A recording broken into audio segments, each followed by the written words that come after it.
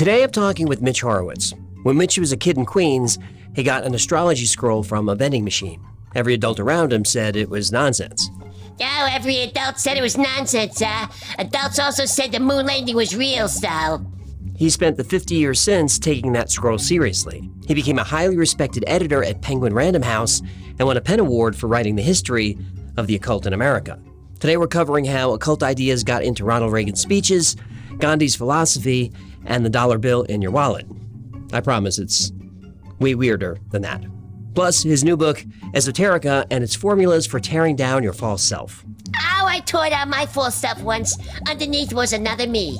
Handsomer, bigger muscles, better credit. Yeah, I miss that guy. He also made a calm, friendly case that I might be a left-hand path Satanist. That one caught me by surprise. Stick around after the episode. I'll pop back in and untangle the conversation. And it's very tangled. Let's go down to the basement.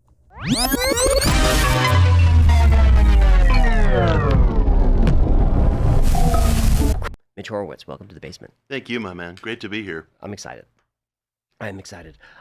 Before we get started, why is the occult guy on a Zoom with the Henson family? Oh, I was doing a fundraiser for the Philosophical Research Society, and they are an organization dedicated to studying the esoteric that was founded by the great occult scholar Manly P. Hall. And I was told that a couple of members of the Henson family were interested both in supporting the center and in my work, and would I do some sessions with them to talk over occult history and esoterica. I was delighted. Of course. I'm a Jim fan going back to diapers and remaining today, and I was delighted to talk to them, and they are carrying the family flame. Wow. I thought I heard you talking about Never-Ending Stories, one of your favorites. Oh, tremendously so. Henson has such an incredible ability to capture the mythical in a way that entrances young kids and adults alike. And at age 60, I'm still finding folds within his work. I just love the man. Yeah, you could watch Dark Crystal. I think it came out in 79, and you still see things in it. You still see things. He was such a genius. He worked so hard, and not only was there technical excellence in everything he did, but he finds the inner meaning of myth. And he tells the story as an outer story, but you capture all the esoteric lessons and elements within Jim's work. I need to revisit it now that I'm familiar with yours, because I know I'm going to find new stuff in there. So the occult, excuse me, this is how I work. I'm just quite a all mess. right. The occult, does it start with the Silver Moon Diner, or does it start in Mrs. Shapiro's Sunday school class? Probably it starts with Mrs. Shapiro's Sunday school class in Belrose, Queens. I remember Mrs. Shapiro telling us, Halloween, that's all a bunch of nonsense. And I started thinking, no, that's not really true. This is a holiday with roots that go as deep as our own Abrahamic traditions, maybe deeper. And my job as a kid, age 8 or 9, was to listen to people say Halloween is nonsense, was to listen to people say, oh, newspaper astrology, that's all bogus, was to listen to people say, don't pay attention to the robed guru on Merv Griffin, and ask why. And I wanted to peel back the layers and discover the history of these things. Look, newspaper astrology, just to take an example, it's an expression of possibly the oldest religious retention on earth. It goes back to the 3rd millennia BC, ancient Mesopotamia. Our Western astrology is not exactly like the astrology being dealt with by our primeval ancestors, but there are some very serious similarities, symbolically, mechanically, in terms of meaning, and I wanted to get at all that. A cynic will tell you, for example, oh, astrology has lasted so long just because humanity is a bunch of suckers. That's ridiculous.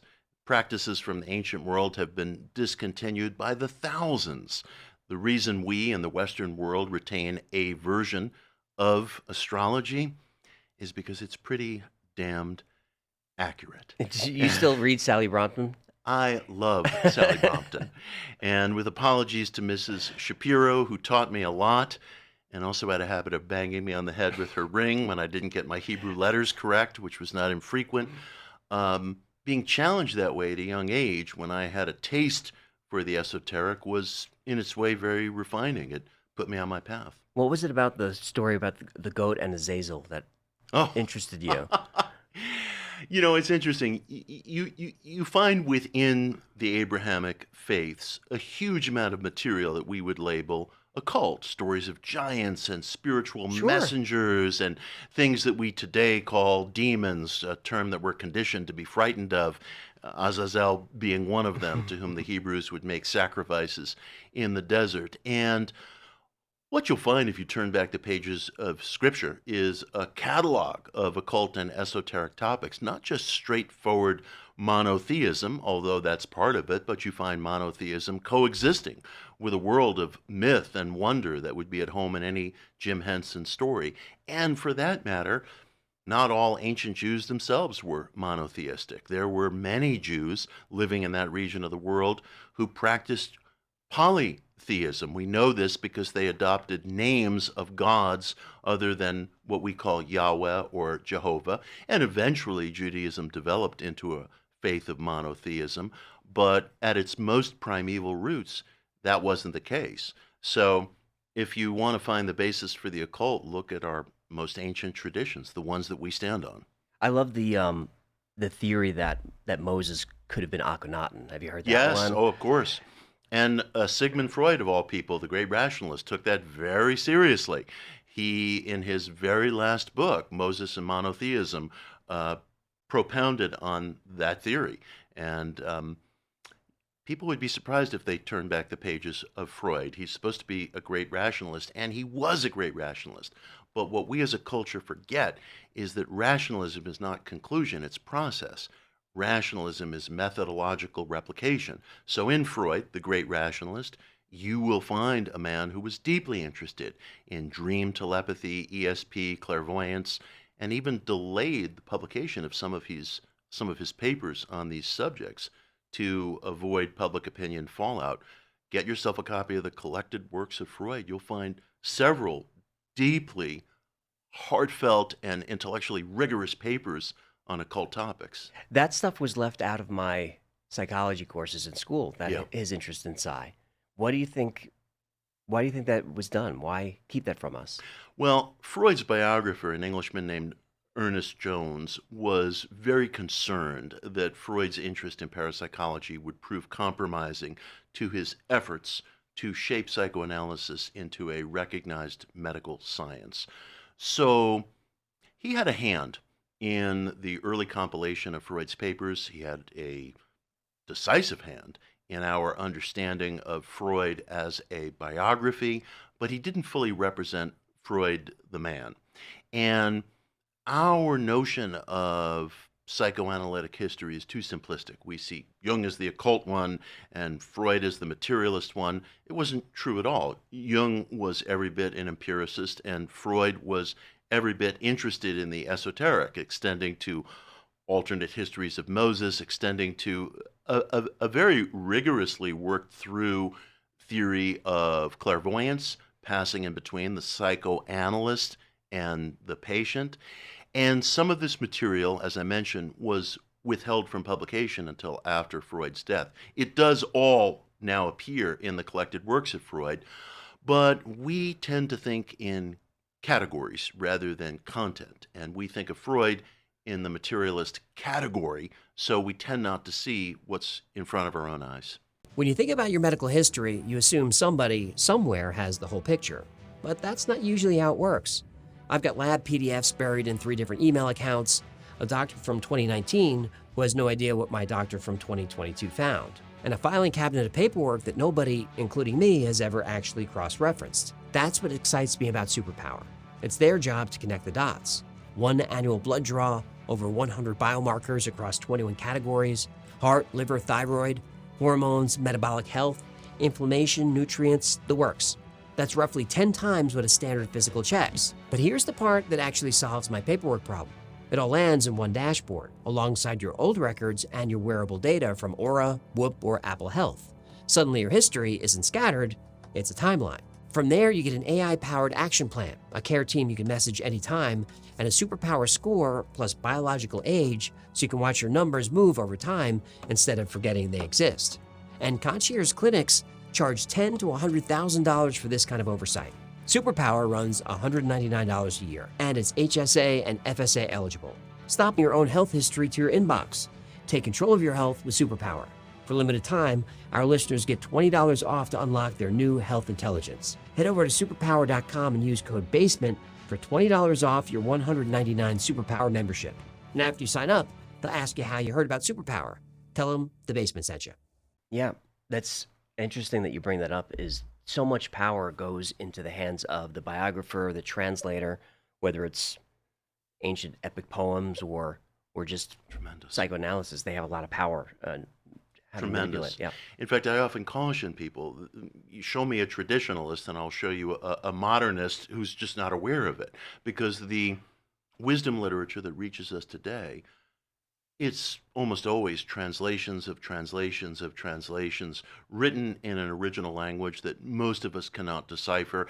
And in fact, in most cases, we don't even have the originals, even extending to the Renaissance, which in terms of the arc of human history was 5 minutes ago. We're in a very disadvantageous position in terms of understanding what the ancients were thinking about. We have been reached by threads. We have been reached by fragments. So people need to be very careful about where they draw the line between what's traditional, what's the real thing, versus what are modern novelties. More often than we know, we're dealing with modern novelties. And the translation of the translation, that's really a tradition of the esoteric anyway, isn't it?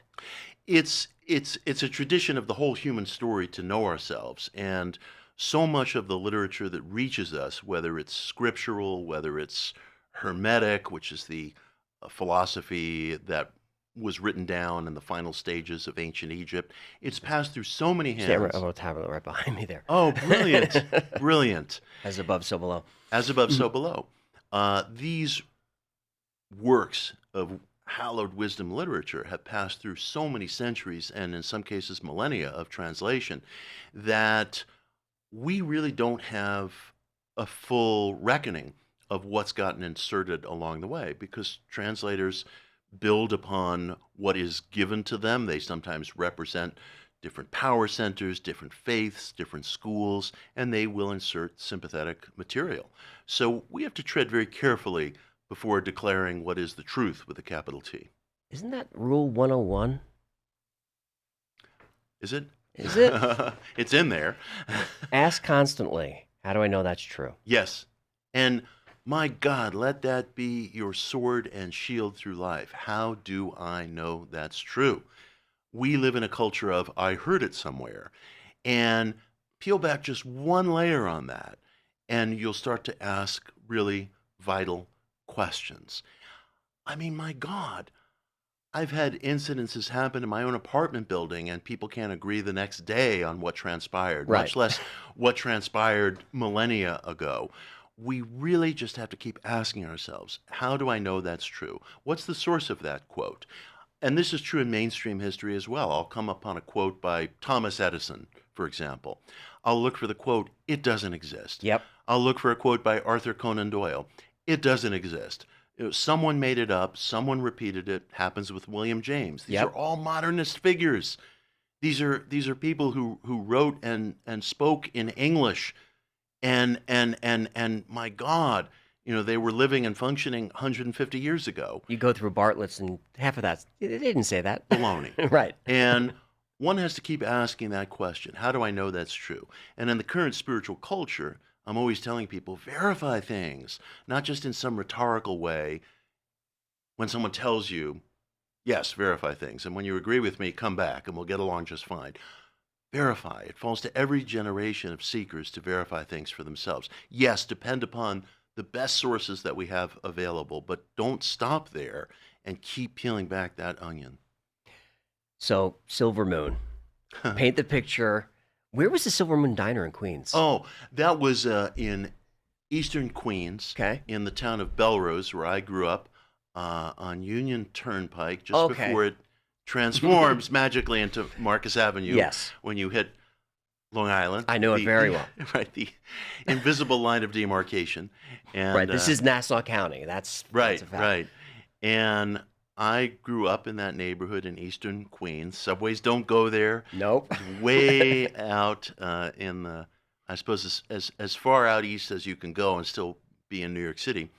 And that was the family gathering spot. That was the neighborhood gathering spot. And this was the 1970s. And so the real magic was at the lobby entrance, where you would find the machine where you could insert a dime and get an astrology scroll, or have your biorhythm read. Oh, that's right. You put your finger on the thing. Right. Yeah. They didn't have a Zoltar machine, but all but. And they had the computer dating machine. I remember you could take the form, fill out, what you're comfortable with, what you like, and meet your perfect mate. Probably no better or worse than anything we do today. And for me, it was just magic. That's where I wanted to hang out. When I got my little dime star scroll at the Silver Moon Diner, and I saw these magical signs and sigils of Aquarius and Mercury and the sun, and I wanted to know, where did this come from? And I learned that, as I mentioned, these are some of the oldest religious retentions on Earth. And just think of it. Our primeval ancestors in Mesopotamia, their system was different. The night sky looks different because the Earth wobbles on its axis. But I tell you, some of those signs and symbols mean the same thing to us today in the 21st century as it did to our ancient ancestry in Mesopotamia. That's extraordinary. No That's question. A sacred language. And it's remarkable to me that you can go through the Western world, ask anyone you meet, what's your sun sign? And not only will they know, but they'll be able to tell you something about it, whether they profess belief or not. I fall to my knees in front of that. That's a tradition that extends back thousands of years.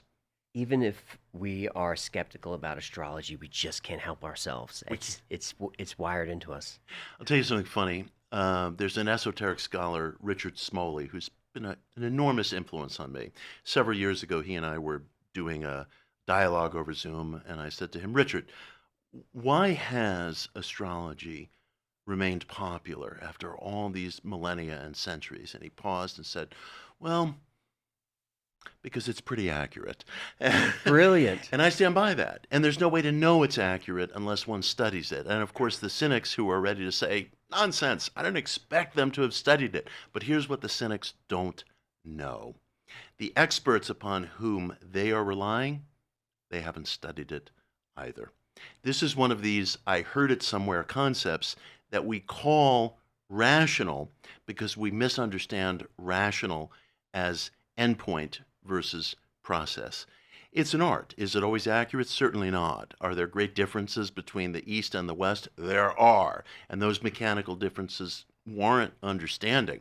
But as a thumbnail typology of personality, it's remarkable. That's why it's lasted. It's the last place that journalists will look. It's the last place that social scientists will look. Every Halloween, when I start to get the phone calls about the article, why is astrology still so popular? Why is tarot still so popular? The answer that they're always fishing for is economic uncertainty, uncertainty about the future of the world, as if there's ever been a generation that hasn't experienced that. The last place they'll look, and the place that I insist upon looking, among others, is verity. You hit on something that it's in your book I want to ask you about. Before we do that, didn't your grandfather have an opinion about what was on your scroll? My grandfather, who was the very practical manager of a flower shop in Rockefeller Center. It's good, honest work. Yeah, it's good, honest work. It's good, honest work. And he worked hard, and he earned his retirement in Florida. That was the dream, and he earned it. I was reading from my star scroll, and he said, does it also say you're a sucker? Perfect. And I understand. I understand. But kids have to rebel. And I said, I'm not accepting that just because an adult figure says it. In fact, because an adult figure says it, I'm going to push and probe. And I had funny experiences as a kid, taking out books of astrology and Pennsylvania Dutch folklore from the Belrose Public Library. Remarkable experiences. I remember when I was a kid, I took out one book in particular of Pennsylvania Dutch folklore, and the centerfold of the book was a pentagram, and it had these little phrases dotted around it. It's Pennsylvania Dutch tradition, and you're supposed to close your eyes, hover a pin over it, and bring the pin down on your fortune. Well, I did this. I brought the pin down, and it said, "A letter. You will receive a letter." I was age 9. I didn't get many letters. The next day, a letter arrived, and it was an overdue book notice from the public library. That's how it works. Synchronicities. It gave me pause Sure. at age 9. I still have pause today. But you get little green lights like that, and it deepens your curiosity. I love it. So you just said that every generation has these same anxieties. In your book, I think you mentioned that every generation feels like they're on the precipice. Always. But always. we're different because we have a sense that we're in the matrix. Yeah, it seems to me, I encourage people to be very careful with apocalyptic talk because every generation feels that it's living on the brink. And if you look at our generation with all our crises and so forth, my God, compared to what people went through, say, in World War I, we're not living in that world at this present juncture. And we have to be very thoughtful and we have to be very careful about these things because every generation feels like it is just poised on a cliff's edge. You'll find that throughout religious history. Abrahamic religions, Judaism, Christianity, Islam, they're messianic traditions. And we have almost programmed into us this messianic notion that everything's going to come to an end and then there'll be an aftermath. We even have a secular religion around that called Marxism, Sure. which is an Abrahamic religion without God. It's a materialist faith that the change agent will be the working class and then afterwards will come something that someone might call nirvana or heaven or the afterlife and that we call revolution. And whatever comes after it, we don't know. But we're sure that there is this turning point. Anyway, we who live in the West and come from the Abrahamic traditions, we have this kind of messianic or apocalyptic worldview baked into us. Someday it will presumably occur, but I ask people to take it easy with that point of view because every generation occupies it. Our generation has something different going on, which I'm very interested in. And that is this notion that we're living in an ersatz reality. And I think there's something to that because of how universally felt it is. It surpasses culture. Now dig this. Several years ago, the Barbie movie came out. My reckoning is that roughly the first 20 minutes of that movie is the finest ever popularization of Gnostic themes. The idea that we're living under a false sun or a false god. Yes. I hadn't considered that, but yes. Yeah. Barbie starts thinking about her own death. Yes. And then she realizes, I'm not really here at all. I'm not living in a real world. This is artifice. And so she begins her journey. Beyond the veil. Beyond the veil. Yes. Now, we've had wonderful movies like that before, Matrix, Truman Show, but this was different. That movie was a hit worldwide. It was a hit in Saudi Arabia. It was a hit in China. Two radically different societies. Saudi is a religiously conservative society. China is an officially atheistic society, and everybody got it. Everybody got it. There are people around the world today who don't get Star Wars. We think those themes are universal. They're not, if one really speaks globally. There are Chinese audiences among whom Star Wars has tested poorly. They're asking questions, why does this man live with an ape, and so forth and so on. It doesn't translate, always. Barbie, this Gnostic-themed movie about a young woman who starts contemplating mortality and realizes, I'm not even living a real existence. It spoke to people around the world. There's a scent trail of some universal truth there. And I think that we as a global culture, if we agree on nothing else, we agree that something doesn't feel quite right. We feel like we're living in this ersatz reality. And as a historian, other generations didn't feel this? I can't say other generations globally felt this. Of course, people didn't necessarily feel things globally at all because we weren't an interconnected world. But here we are today. We're an interconnected world. We have wildly different perceptions of reality. First, I'm popular in China, then I'm censored in China, and these things shift with the winds. But I'd be hard-pressed to find somebody who didn't encounter media like The Matrix or Truman Show or Barbie and say, oh yeah, I get it. I relate to that. there's a reason for that. There's something archetypal there. Do you think there's something to that? Do you subscribe? You do? I do. I'm haunted by the idea. I couldn't possibly venture specifics. I'm haunted by simulation theory. If one reads Nick Bostrov's original paper on simulation theory. Why haunted? Why? What's wrong? Why not? Because the logic is impeccable, and Yes. it's possible that we are made up of dots and dashes rather than DNA, and it's all programming in a certain sense, or coding at the end of the day.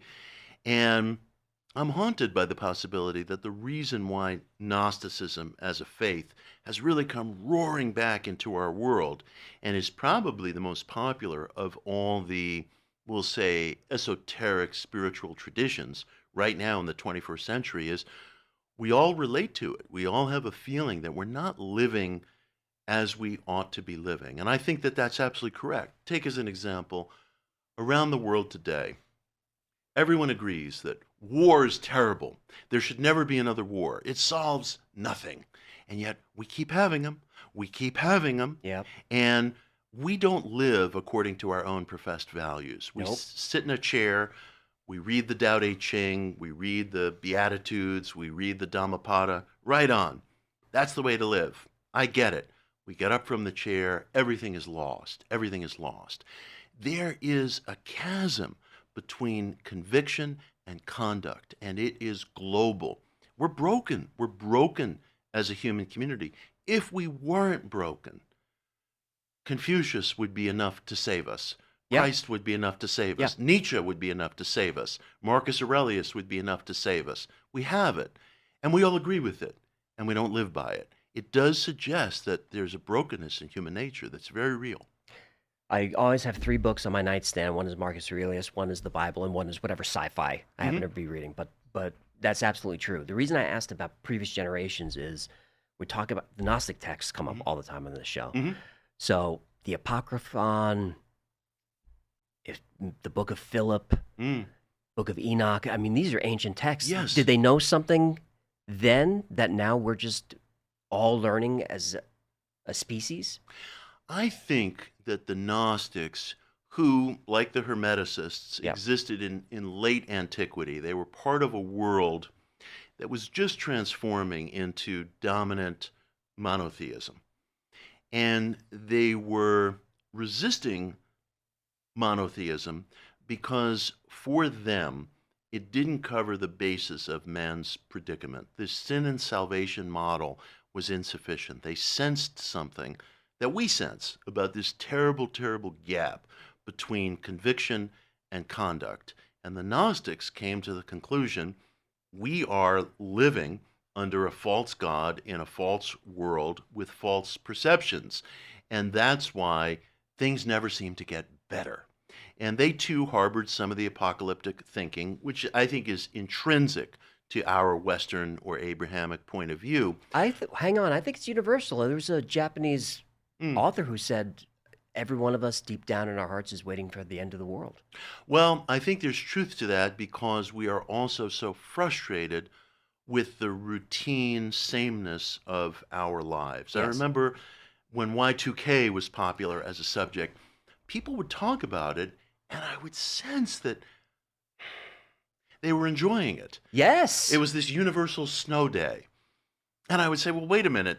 You don't really want to see supply lines get disrupted. You don't really want to see it tough to refill baby formula and prescriptions and diapers. None of us want to see that. And their attitude was always, yeah, but we're so hungry to exit routine. And I really understand that. I feel the desperate. Fort Knox. Everybody's heard of it. Supposedly, it holds over 400,000 tons of U.S. gold. But the thing is, the last full independent audit of that vault happened in 1953. Since then, we've gotten photo ops, supervised walkthroughs, and a whole lot of trust us. Never any outside auditors, no full inventory count, or no way for anybody outside government to actually verify what's down there. That's not a conspiracy theory. Nobody's checked. And when the backbone of the world's reserve currency rests on a promise nobody can verify, it's worth asking why your own retirement should rest on paper too. Physical metal in your name doesn't need an audit. You can just hold it. Call Golden Crest Metals and get their free investor kit. It walks you through moving physical gold or silver into an IRA or 401k tax and penalty free, or buying directly with cash. You'll also get a free portfolio review. No pressure, no hard sell, just a straight conversation about what you're holding. And right now, Golden Crest's running a bonus, up to $25,000 in free silver on qualifying purchases. Go to goldencrestmetals.com/thewhyfiles or text the word files to metals. That's 63825 to receive a free investor kit, a free portfolio review with no obligation or hard sell, and on qualifying purchases, up to $25,000 in bonus silver. All that when you go to goldencrestmetals.com/thewhyfiles or text the word files to metals. That people experience with routine. And so a turning point, apocalypse, Y2K, call it whatever you wish.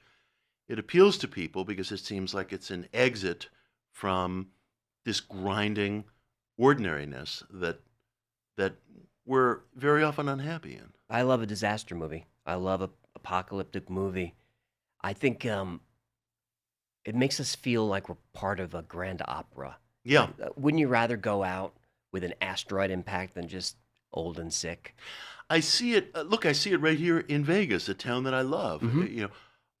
There's Excalibur. Yes. There's Luxor. There's Mandalay Bay. And I like it. I like it because people are so eager to escape rote and routine life. And not everybody is going to visit Luxor. Not everybody's going to visit Middle Europe. And not everybody can afford to. And fuck the snobs. There's a recreation of it, and people from all over love it. But it also speaks to the hunger that we feel to get away from foursquare existence. And so much of the low-grade depression and anxiety that we feel, the addictions, is a response to that. And so we grok sometimes to apocalypse because, if nothing else, it's an exit ramp. Yep. I'm glad that you don't hate on Las Vegas like so many people do. I love it. Me too. I think it's just wonderful. Fuck the snobs. I look at these things and I'm enchanted. We have a view from our hotel at Mandalay Bay of Luxor. I've been to Luxor, going back to Luxor in a year. I love Egypt and I love the Egyptian people. And it's kitschy, but it's great. Yeah, yeah. And there's a Nathan's in Luxor, by the way. So which one, the Egyptian or the Egyptian? Okay. I've been to McDonald's in the Egyptian Luxor, and it's not bad. Let me recommend it. Yes. There's a great scene in your book at the Belrose Jewish Center where your rabbi shows up wearing a toupee. Yeah. Can you tell us what happened with your sister? Mm-hmm. I dig this story. I've told it several times. I tell it because I don't want people to feel hemmed in by their subcultures. Back in the good old days, when I was a little kid, growing up in a traditional Jewish family, we attended Belrose Jewish Center, and it became the scandal of the neighborhood. If only these were our problems today. This is what passed for a problem back in those days, that the rabbi started wearing a toupee. And so people had discussions about whether this was appropriate. Isn't a spiritual leader supposed to model self-acceptance? It wasn't put quite that nicely on 251st Street, but that was the basic argument. And one day, we were on a receiving line after services where people will shake hands with the clergy, have a nice week, thank you. And my sister, my older sister, 4 years older, was in front of me, and oh my God, I still feel embarrassed talking about it. I'm embarrassed waiting for it. Yeah, I feel it like I did when I was 10. And she said to him, "Don't you think that's a little ridiculous?" And he said, "What?" And she said, "The toupee." And through very tight lips, he said, "I don't think that's any of your affair." And I still feel mortified talking about it. But I look back on that and I tell that story for a reason. He was right. He was right. Of course he was. Yeah. I feel very strongly that people in our alternative spiritual culture, which is where I'm from, which is where I spend most of my time, we get hemmed into orthodoxies the way everybody else does. We flee orthodoxies only to recreate them and slam the door behind us as quickly as possible.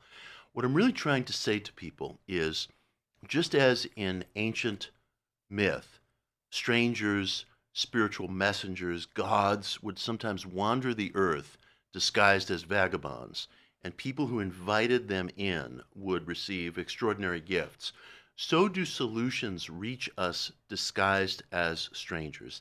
Things that we are ready to reject might be what we need. So if somebody says, "I'm spiritual," well, that may be. Spiritual means extra physical. But the world we live in can bring you solutions in ways that are disguised as those unbidden vagabonds. So I beg people, think for yourself, decide for yourself, don't turn something away because it doesn't fit your cultural image or your mind's eye image of what is supposed to be right. Don't get fixated on the example. I choose the example because it's true and it's particularly vivid. Here was a spiritual leader being talked down because he did something that the neighborhood didn't think was physically appropriate. The neighborhood was wrong. The neighborhood was wrong. I encourage the individual to find his or her own solutions and to make ethical determinations about them yourself. So if you're interested in natural medicine, bravo. The solution that you're seeking may come in the form of that little pill. Or if you insist that you don't go for any of this woo-woo hocus pocus, well, the solution that you're seeking may come in the form of Reiki or some other energy medicine. Just be flexible. That's what I'm trying to get across. Does your sister remember that scene? I don't know whether she recalls that explicitly, and if she doesn't, she will let me know. She has quite an influence on you early on, no? Did she bring home Carlos tremendously Castaneda? So. I'm indebted to her for the path that I'm on, because here we were, two kids of different ages growing up in the 1970s, and she would bring home paperbacks from school on Bigfoot and flying saucers and ESP, and the paperbacks of the poor beleaguered Carlos Castaneda, which I started reading when I was a kid. I'm astounded that Castaneda is still such a subject of controversy in our culture. Can we not understand allegory? The stories that he told were not forensically verifiable. That is correct. Carlos was a trickster, and he created a past for himself. That is correct. Do we not understand allegory? Did Christ not teach in parables? I was just going to say we bring this thing. over-literalism to Carlos and we dismiss him. There's tremendous wisdom in those books, particularly the first one. And I started reading Carlos as a little kid, thanks to my sister Nina, and that too helped put me on my path. Tell me about the how your parents' divorce kind of became an engine for you. Sure. As personal as you want to be. No, I'm. And we had talked earlier about being on similar paths. Yeah. I went through the same thing. Huh? I went through the same thing. It was a traumatic time of life. Everyone's been through trauma. I have nothing special to claim in terms of my tale of woe. I was just speaking with my wife this morning. You look from one mountain range to the other in Las Vegas. It's a city filled with people who have undergone trauma. It's part of all our lives. I was 15. Oh, the family was just torn apart by financial disaster. My dad, as we were discussing... 15, okay, that's hard. He had been a legal aid attorney defending the poorest of the poor in New York City. Very tough work. Long story short, he went into private practice. The private practice failed. It threw our family into financial turmoil. The turmoil boiled over into divorce. It was a very painful time, and it was no one person's fault. He was made the fall guy for a lot of stuff, but I never thought that was fair. And with the divorce came a whole change of life because, look, we were going to an Orthodox synagogue where the sexes were separated by seating, and we started going to a Reform synagogue, signaled a big change in our religious life. But in addition to that, I began looking for spiritual solutions. And when I say spiritual, again, I mean extra physical. I do believe that we occupy this world we can see, this tactile world, and a world that we cannot see, a transpersonal world.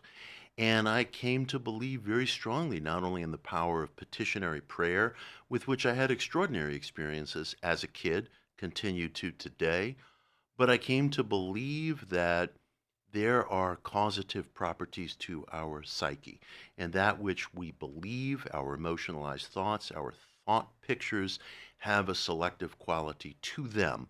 And that became a foundational part of my belief.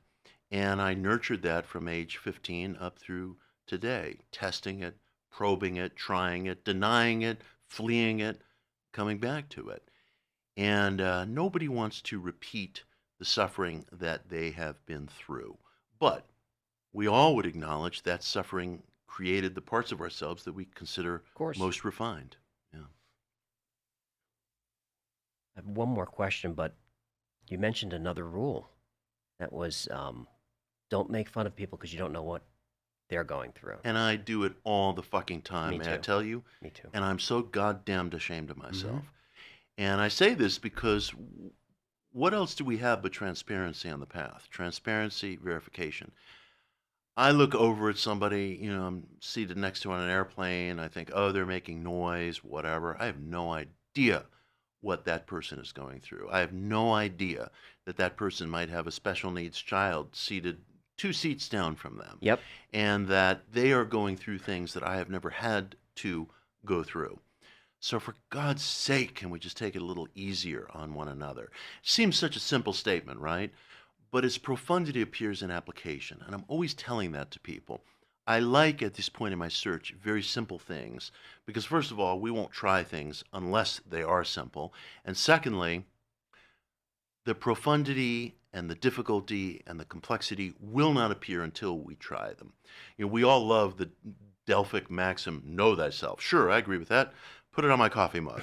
Nice refrigerator magnet.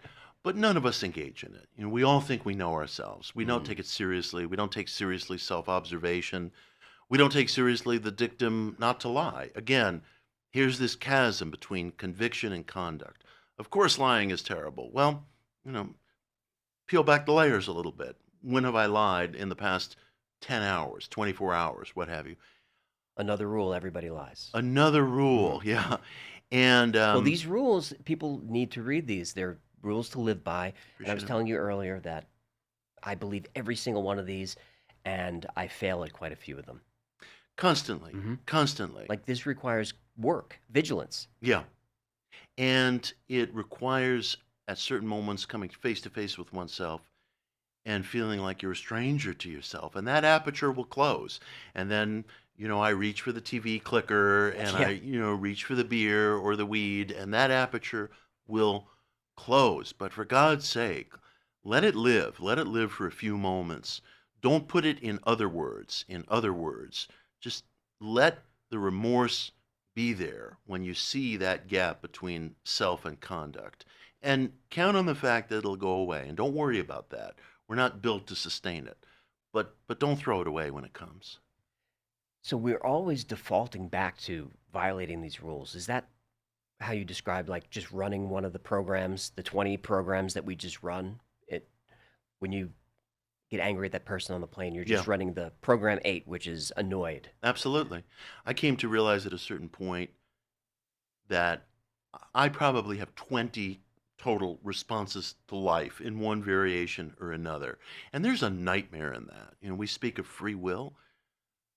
I'm closer to a pull-string doll than I am to a figure of free will. I do believe in free will, but free will requires development. Decision-making requires development. We hear all the time that wars happen because human beings choose to go to war. That's nonsense. We don't choose anything. We are the equivalent of automatons. We can only speak of choice with development, and that's a long, hard, arduous road, and I'm not sure it even ends anywhere very promising. I think humanity's position is just disastrous. I think we're in a very serious descent. And I don't think there's anything that I or anyone else can do about that. I mean, I ask people watching right now, if they're watching this on a computer, keep in mind, all of us are going to throw out that computer someday, and that lithium battery is going to wind up in the backyard of some poor kid somewhere who's going to get poisoned groundwater because of that. And we know that. Yep. And we do it anyway. We do it anyway. That's our brokenness. Yeah. I couldn't decide if your book was self-help or if it was a guidebook to the apocalypse. Well, it's interesting. I worked for 27 years in corporate publishing, and I met a lot of authors who ran from the label self-help because they think it's déclassé, it's unseriousness. It's the philosophy of the people. I embrace the label self-help. I'm proud of that label. Now, is it a guide to the apocalypse? Yes, in a certain sense, because I believe that we are in a stage of decline. Call it Kali Yuga, call it sleep, call it automaticity, call it what the Gnostics called it, that we're living under a false god or a false deity. There are different terms for it. But to suggest that we are beings of free will making choices, I see evidence for that nowhere. So if that's the apocalypse, then I would have to agree with that characterization. We're all running one of those programs. It was startling to read in your book.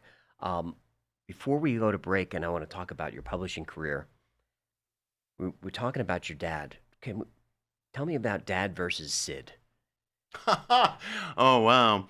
Well, I was very proud of Dad. At age 12, Dad ran for Congress on a district that bridges the Queens, Long Island border. It was that Union Turnpike, Marcus Avenue district. And the Silver Moon District. The Silver Moon District.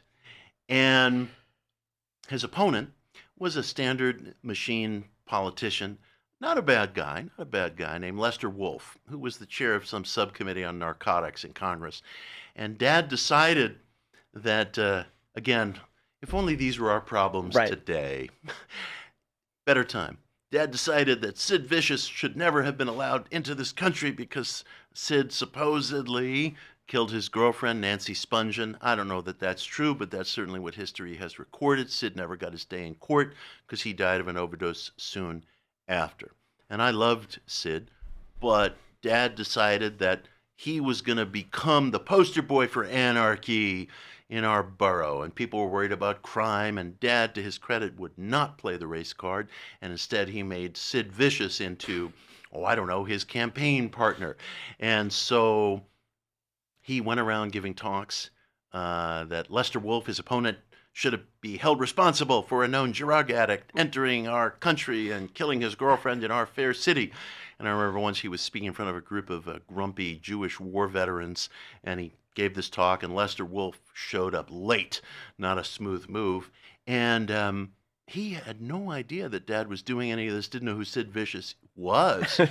And so they started screaming at him, "You let Vicious Sid into this country!" The presentation had to stop so Lester Wolf could be told who Sid Vicious was. But again, I write very lovingly, very admiringly about this. Talk about the good old days when these were our problems. The title of the article was brilliant. It was Dad Fought the Sex Pistols and the Sex Pistols Won. Yeah. And now the song is in my head. That's how it happened. And we'll be right back. There's a section in your book called Cast Out. Mm-hmm. 1997, you're fired the first 2 times from your dream job. Yeah.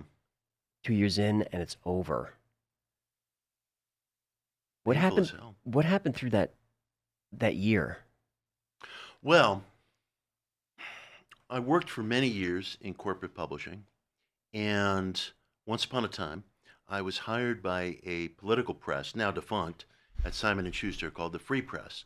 And that place was flying high, and I was thrilled to be there. I could not get arrested when I was there. 2 years, and I just couldn't get agents to submit to me the way that was necessary. And that chokes off your air supply in publishing. You live and die by that. So you have to wait for submissions? That was your role? Oh, I would try to drum up books, and I drummed up some damn good ones, and I'm very proud of a lot of what I published there, but you can only do so much of that. I mean, you really need to be getting a stream of submissions in. And for various reasons, I found it very, very difficult, and I'll never forget it. It's painful to recount, but people deserve to hear it because they've been through things like this, and they'll feel less alone if they hear it. After about a year on the job, I came back from lunch. This was the old days before email ruled the roost and we would still get phone messages on those little pink scratch pads. There were no little pink scratch pad messages waiting for me, and my voicemail light was not on. And so I quietly closed my office door and I lay my head down on my desk and I thought, I am fucking going to get fired. And within about a year, that transpired. And it was scary as hell, and it was painful as hell, because a lot of people in publishing got fired. It's a tough business. And I lasted longer than most. I continued to last for many years after that. But I thought, I am not the guy who gets fired. I am the achiever. That wasn't so. And that was very tough. And so I start looking for new jobs. I have no family money. I live paycheck to paycheck. And let me tell you, I got the highest level interviews. John Kennedy Jr. interviewed me for a political magazine he was running at the time. Yeah, he offered me a job. He died shortly thereafter in a very tragic airplane crash. And he was a hell of a good guy. He was going to be mayor. Yeah, and I mean, he's American royalty. And you talk to him, he puts you immediately at ease, super easy to talk to. Was interested in cattle mutilations. It might interest you and your audience to know. I'm interested in what happened on that flight. Yeah. And so, what a loss. I had experienced one after another like that, not where something tragic occurred, but oh my God, I was in the running for an arts and ideas editor at the New York Times, interviewed with the executive editor, Joseph Lelyveld, nothing. The editor of Harper's Magazine had a few too many one night, offered me a job. Next day, nothing. And so how does it feel when you come so close to winning the gold and you get nothing? You don't even get a bronze. You get nothing. And I thought, I'm in trouble. And I've got to start going the blue-collar route. So I just started looking in what we used to call the classified ads like everybody else. A backwater New Age publisher, which has gone through many different names because it keeps getting bought by different companies, opened its doors to me, and I went there. What was it? Which publisher? Well, it was known as Tarcher Penguin back in my day. We were Tarcher Putnam, then Tarcher Penguin, then the unpronounceable Tarcher Perigee, and which every radio host would call Tarcher Peregree. And I'd be like, this was a great move. Anyway, it was a slightly down on its luck New Age press. And I was coming from what had been a very high-flying press where everything we published would get reviewed in the New Yorker and the New York Review of Books and the New York Times and so forth. These were different days. And my friends thought I was crazy. They said, don't go there. And my attitude was, no, I believe in a yes. And I believe in walking through open doors. And you didn't feel like it was a step down? Oh, it was definitely a step down. Oh, it was. Okay. And I felt it intensely. I mean, I went from, Harvard to a little correspondence school that nobody has heard of. And it was a very serious step down. But I swallowed the ego and I swallowed the humiliation. Lost a lot of friends. God save us from our friends. Why? Why? Because I use the term friends, resisting air quotes. In New York City, friendships are based on usefulness. Friendships are based on what can you do for me. Another rule is steel yourself when your best friend betrays you. For real. For real. For real. Yeah. I work long days. I don't sleep as much as I should. And for years, I could just power through it. But as I've gotten older, I've noticed the same routine hits differently. Less energy, slower recovery. I figured that was just aging, but there may be more to it. The average male testosterone has dropped about 1% every year since 1980. So you're not just getting older, you may be starting from a lower baseline than the generation before you. That's exactly what Mars Men was designed to address. 8 clinically dosed ingredients: Tonkat Ali, Shilajah, KSM-66, vitamin D, zinc, all formulated to help your body produce, protect, and actually use its own testosterone. No needles, no prescriptions, no lifetime commitment to a clinic. The founder built this after raising his own total testosterone from 281 to over 800 nanograms per deciliter. In surveys, 90% of customers said it worked, and many report total testosterone jumps nearly 300 points. That's not nothing. Take 5 capsules in the morning with food, that's your whole routine. Prepare for liftoff. Your body already knows how. And if it doesn't move the needle for you, there's a 90-day money-back guarantee, no questions asked. For a limited time, our listeners get 50% off, plus free shipping and 3 free gifts at mengotomars.com. That's mengotomars.com for 50% off and 3 free gifts when you check out. After you purchase, they'll ask you where you heard about them. Please support our show and tell them we sent you. So it was painful. So I use the term friends with qualification. Sure. Oh, people dropped away from me. People abandoned me. People would say, how you doing? As though I was in the hospital or something. Right. But I take seriously a yes. I take seriously an open door. And remember, messengers come disguised as strangers. Mm-hmm. Be flexible. Don't get stuck to your mind's eye image of where you're going. I started to rediscover the occult and esoteric interests that I knew as a kid, which I still had, but they were secondary. They were on the back burner.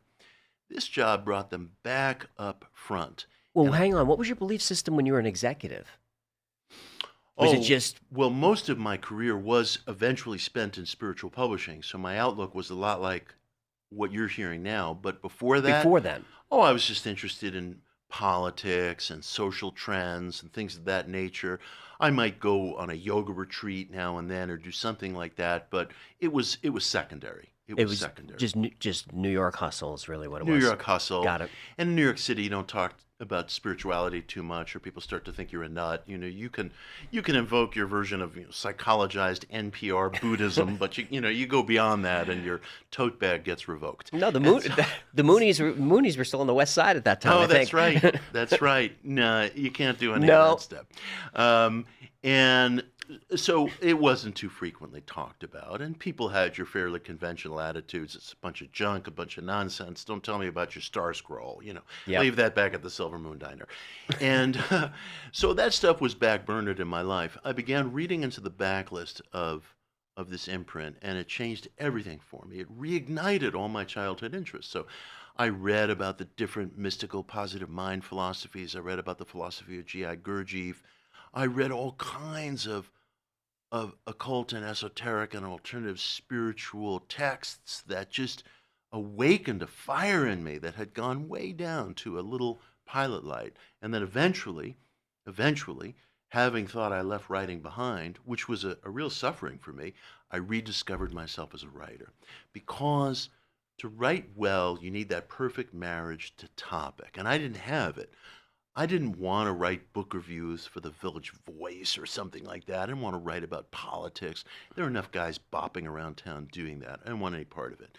But suddenly I began to realize that the metaphysical topics and their purveyors, figures like Manly P. Hall, Edgar Cayce, Madame H.P. Blavatsky, these figures were not receiving fair treatment within mainstream letters. Well, people don't realize how influential you are with the culture. I mean, if anyone who watched or read The Secret or thinks about manifestation, half the kids on TikTok, it goes back to Manly P. Hall, doesn't it? Yeah, it's remarkable. And these figures are almost like an underground river that feeds so much of our above ground culture. But they get forgotten, they get disparaged. They are, when they're acknowledged, they're all within mainstream letters. Their reputations and their lives are butchered. But these are people who really lived for something. Well, how did you know Neville was important? Oh, man, I knew Neville was important when I first came into contact with his work. I had not heard of him. It was summer of 2003, and this is what reignited my writing career. There was a positive thinking magazine called Science of Mind, and they landed an interview with a major league pitcher named Barry Zito. And Barry became the hero of the 2012 World Series, pitching for the San Francisco Giants. Barry used a lot of these positive mind methods in his training, came from his parents. And so they wanted to find somebody they could trust to interview Barry. There was no room to mess this up. This was a very important catch and article and figure, and they asked me to do it. And I hadn't written for years. And I was so thrilled, and I thought, this is another open door. This is another yes. Take this. And so I interviewed Barry in the summer of 2003. No anxiety? Don't fuck this up? Oh, I had huge anxiety. Good. And I read into his background very deeply. And I discovered something, which is that a good article of any kind is an article in which the writer follows his or her own proclivities and finds the connective tissue, You create your own beginning, middle, and end. And I wanted to do that with Barry because I was so fascinated with him as a man of mystical beliefs who really took the rubber to the road, because you have nowhere to hide in athleticism, whether you're a martial artist, basketball player. You have nowhere to hide. You're out there naked. You can or you can't. You can or you can't. Right. And your performance is your only proving ground. And Barry's performance was stellar. And he was so frank and so upfront about the mystical ideas that fed his training, which he got from his parents, Joe and Roberta. And as we were talking, Barry said to me, "You must really be into Neville or Neville Goddard." I had never heard the name. And he said something to me about Neville Goddard, this great British Barbadian mystic. A ball player turns you on to Neville? Ball player. Okay. Barry Zito, yeah. And I got Neville's book, Resurrection, which was published in 1966, his last full-length book. And Neville's contention, which he repeated elegantly across his career, is that your imagination is what is symbolically called God in Scripture, and that everything that you experience consists of your own emotionalized thoughts pushed out into the world, including my voice right now, including your presence right now. So Neville would say to your audience, there's no Mitch here, there's no AJ here, these are figments of your own imagination. You're just ready to receive whatever this message is through that form right now. It's all rooted in you, as you are rooted in the ultimate. And I fell into Neville's message because he enunciated it so beautifully. And every time I read it or heard it, it was as though I were encountering it for the first time. And Neville became one of the chief influences on my life. So I write the article about Barry. About 2 weeks later, somebody tells me, Mitch, Joe Zito is on the phone, Barry's father. He wants to talk to you. And I'm thinking, oh, God, because Joe had a really tough reputation. So now I'm nervous, and I pick up the phone, and he goes, Mitch, this is Joe Zito. And he says, that article was terrific. Now you listen to me. You stick with this thing, by which he meant writing, And it was just what I needed to hear at that juncture of life.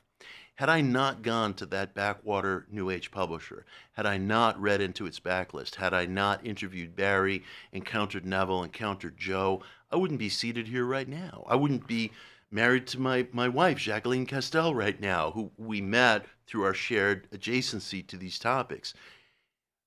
What I experienced when I was fired from the Free Press was a failure, and it was emotionally very difficult. I suffered.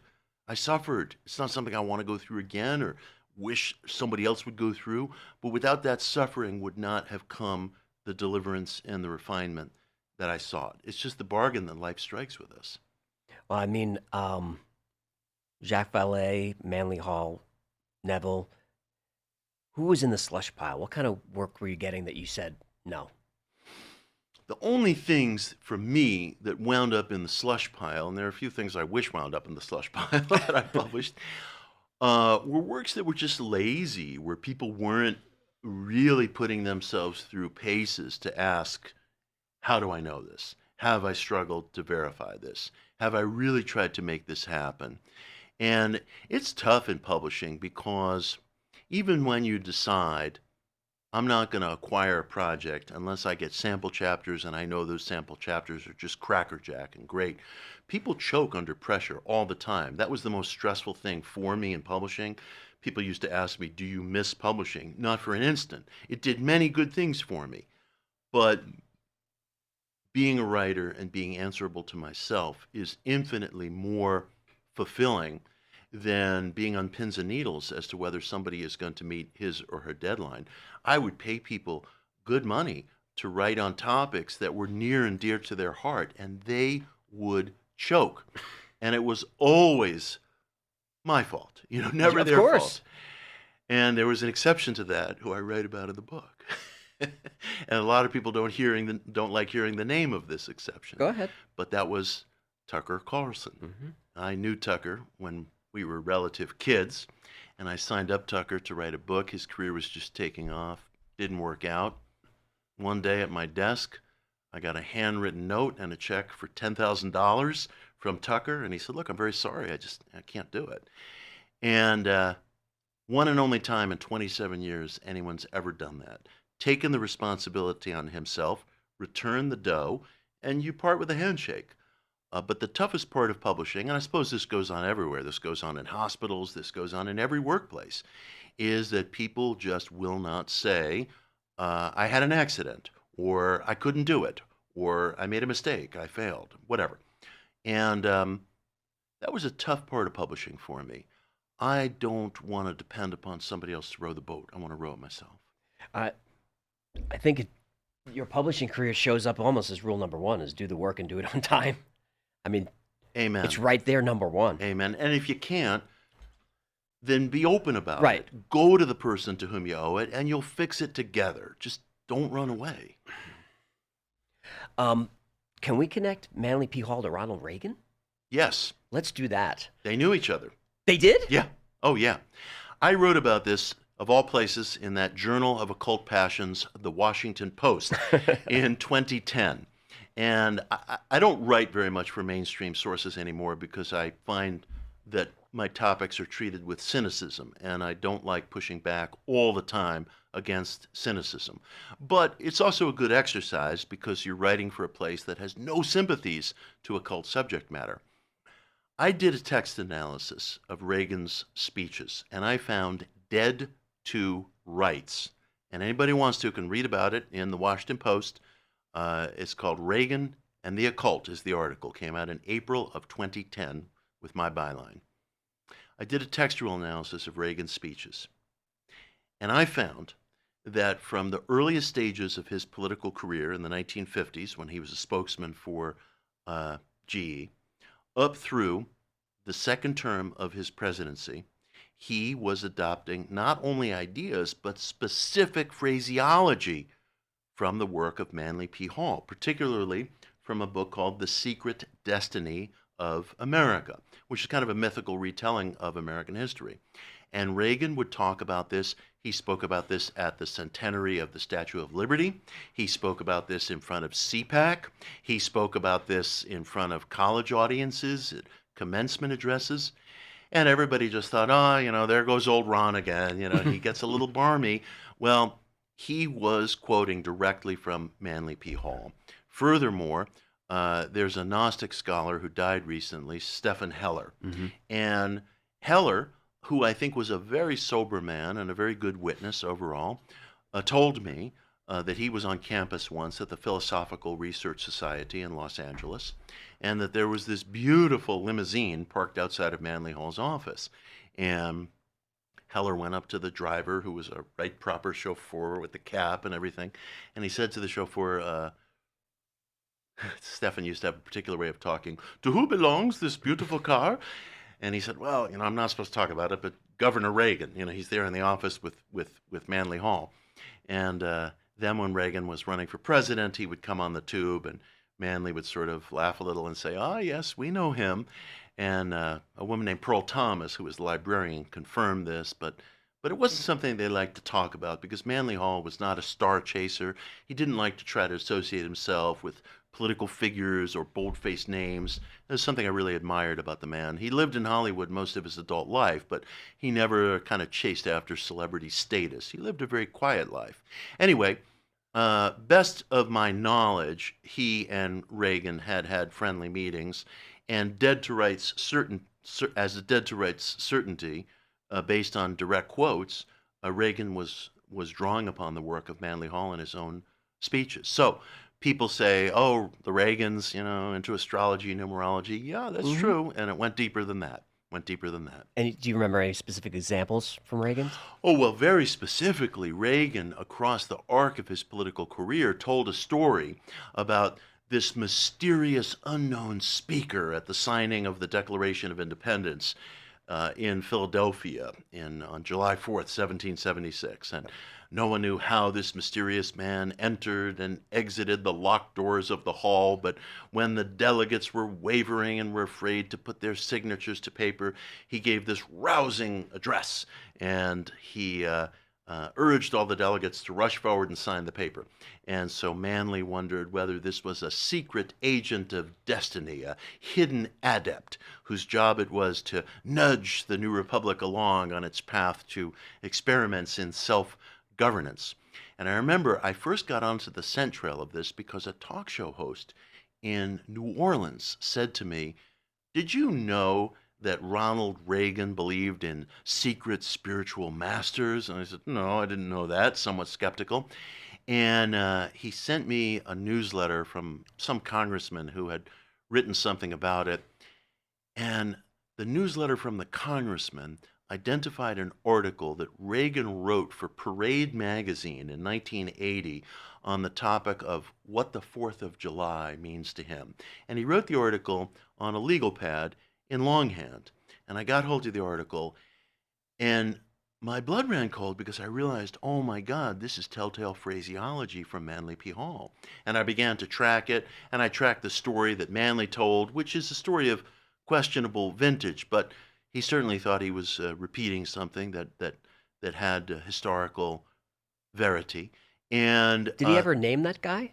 Because he shows up in the Count of Saint Germain myth, right, which connects to theosophy and all of that. Exactly. He called him the unknown speaker. Okay, that was the term. It's a great story. Unknown speaker. I tracked down the etymology of the story, and I'm fairly sure that it comes from a mid 19th century work, and it was told in a way that was intended to be fanciful. It was written by a guy named George Lippard, who was a friend of Edgar Allan Poe, and he was trying to capture something of the fiery eloquence at the time of the Revolution. And he acknowledged that the story was invented, but he felt it was parabolically true, mythically true. Manley felt that the story had historical verity. He repeated it. Reagan repeated it. Reagan even says in front of CPAC, I have to admit, I've never gone through the trouble to verify the story, but I believe that it's true. I've spoken to the man who told it to me. I think he's referencing Manly P. Hall. And there it is. There is deep-seated esoteric history. You got to remember, during Reagan's lifetime, Manly P. Hall was an unknown. He's known today. He's known throughout the internet today. But back then, this was a real figure from underground culture. And there's Ronald Reagan quoting from him. How does Manly Hall connect to Napoleon Hill? Well, I don't know that Manly Hall would have liked the work of Napoleon Hill, because Manly was discouraging of an acquisitional approach to spirituality or to self-development. I don't share that critique of Manly's. I think Napoleon Hill, despite his own checkered biography, which I've written about, was a tremendously shrewd observer of human nature. And I reckon that Napoleon Hill and his book Think and Grow Rich, which I recommend, saved my own life, because I was fired twice in publishing. The second and last time was in 2017. Now, my company was bought out by Random House. This was in 2013.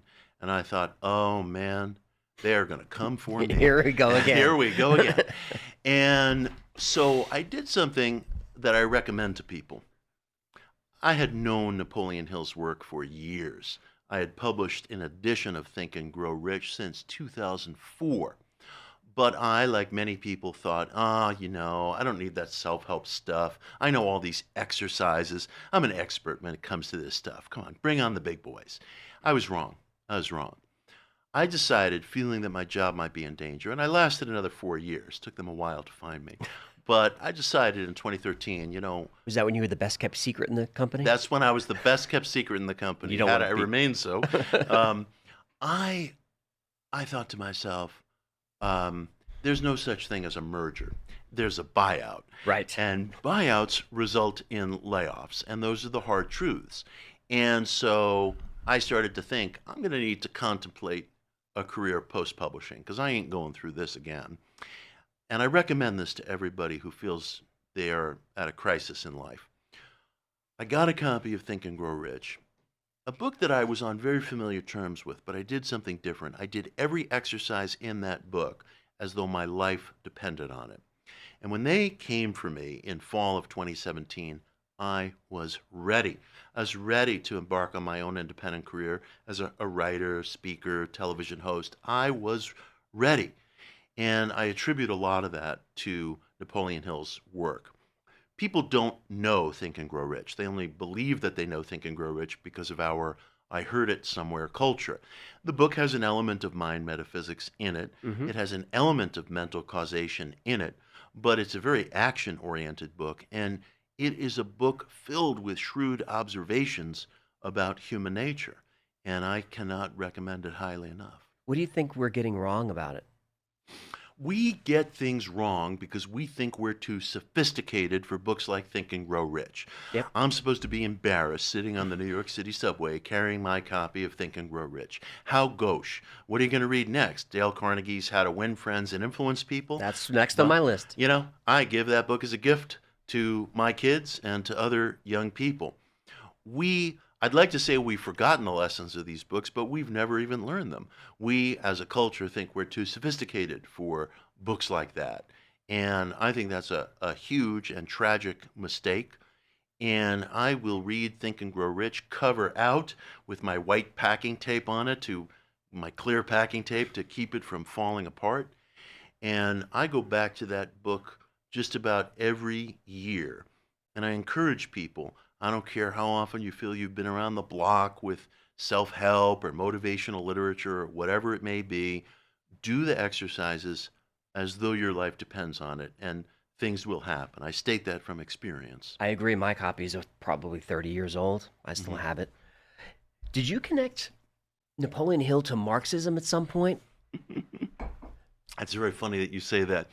There was a lawyer from the Napoleon Hill Foundation, best editorial note I've ever gotten. He wrote in the margin of one of my manuscripts, because I was doing a book in conjunction with their foundation, Napoleon Hill was not a socialist. It was a very dry comment. I think what I was doing was I was comparing Napoleon Hill to the work of someone who was a socialist, and that's Wallace D. Wattles, who wrote The Science of Getting Rich, which was a primary source behind the book and movie The Secret. What people don't understand about Wallace D. Wattles, and what I've written about in connection with his life, is a beautiful man. He was a democratic socialist, and he believed that each individual could liberate him or herself from the machine by using these mental paths to wealth, and could create kind of a society of benevolent anarchy. I guess today we might call him an anarchist or a libertarian, but he saw himself as a socialist, and he saw himself in the March of Progress, and he saw his methods as methods that would liberate working men and women from the machine. He's a beautiful man. Ran for office 3 times on the ticket of the Socialist Party USA. Yeah, and was going to run for office a 4th time, but unfortunately he died of tuberculosis about a year after Science of Getting Rich came out. Beautiful man, and he was the real thing, Wallace D. Wattles. He was a real idealist, and I think his methods are among the most wonderful that you'll find in the whole mind metaphysics genre. He was, and I've written extensively about this, and let me tell you, this is a hard-won argument. I wrote an article recently on the German idealist F.W.H. Hegel called Hegel and the Validity of Pop Metaphysics. Wallace D. Wattles was a legitimate interpreter of the metaphysical ideals of Hegel as a philosopher, ideals that got flipped by Marx into materialism. We sometimes use the term dialectical materialism. Hegel had nothing material about him. He believed that the driving engine of life was the metaphysical.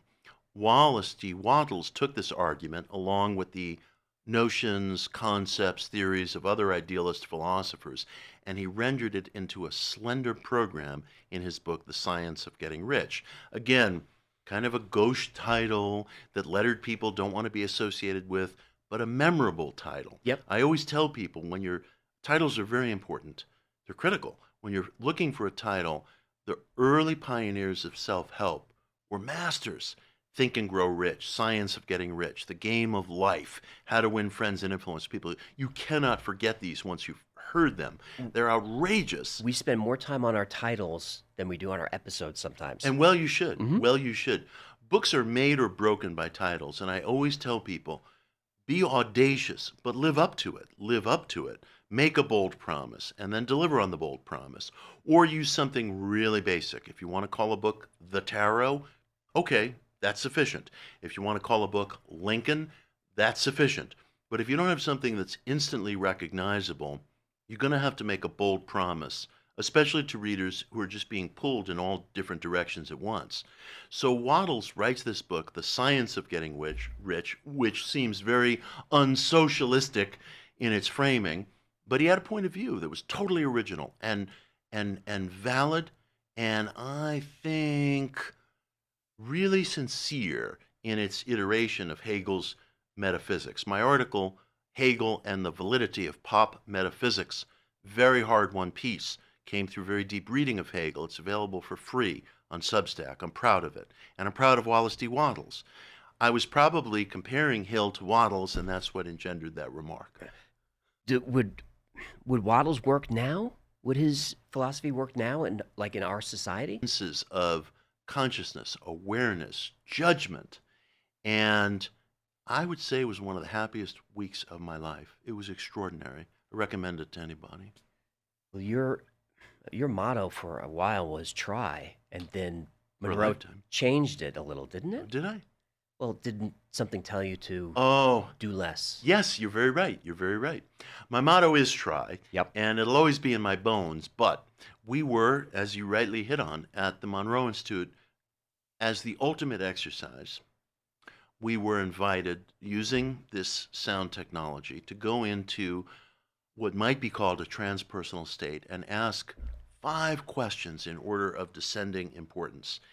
And I asked for direction about what to do with my life, my work, my career. And the number one response I got back was, do less. Amazing. Do less. And it was jarring for me because my modus operandi is activity. A book a year. Yeah, yeah. Podcasts, TV. You're always going, man. I'm always going. I'm always going. Which is not ideal. Yeah. I had a health episode earlier this year where I was hospitalized because my hemoglobin tanked, and we're still trying to figure out what happened and why, but it was scary as hell. And when you get a message of wisdom and you don't listen, you can do whatever you want, but that message will take it out of your skin. And it got taken out of my skin. And I'm fine now, and I'm doing much, much better. But do less was a dictum that I really had to abide. And I was listening intellectually, and I wasn't listening emotionally. This is, again, why I believe in very simple ideas, because profundity only appears in application. Now, am I doing less? I think I am trying to dedicate myself to things that will make a great deal of difference if they succeed. I'm not running around as harried as I was. This is probably the longest stretch of time I've gone without fully throwing myself into a new book, although I've got one coming. And traveling. The yoga of money. Yoga of money, that's right. Yeah. I have to get back to that. Mm-hmm. And, but the travel and, engaging in exchanges like this, these things are renewing for me. I'm not sitting down, pounding away at the keyboard or prepping for a shoot. They're more natural for me. And so I've started to abide do less, although I'll always hang on to try as my motto, because it not only pertains to work, but it pertains to spiritual experiment. I think those can live together, can't they? Yeah, for sure. Is that what made you promise to talk 10% less? Well, talking 10% less is something that will benefit everybody's life. Because most of the time, most of what we say is just the chirping of cicadas. It's so unnecessary. I think that if people want an immediate technique for improving self-image, silence. Just say less. Don't overcompensate.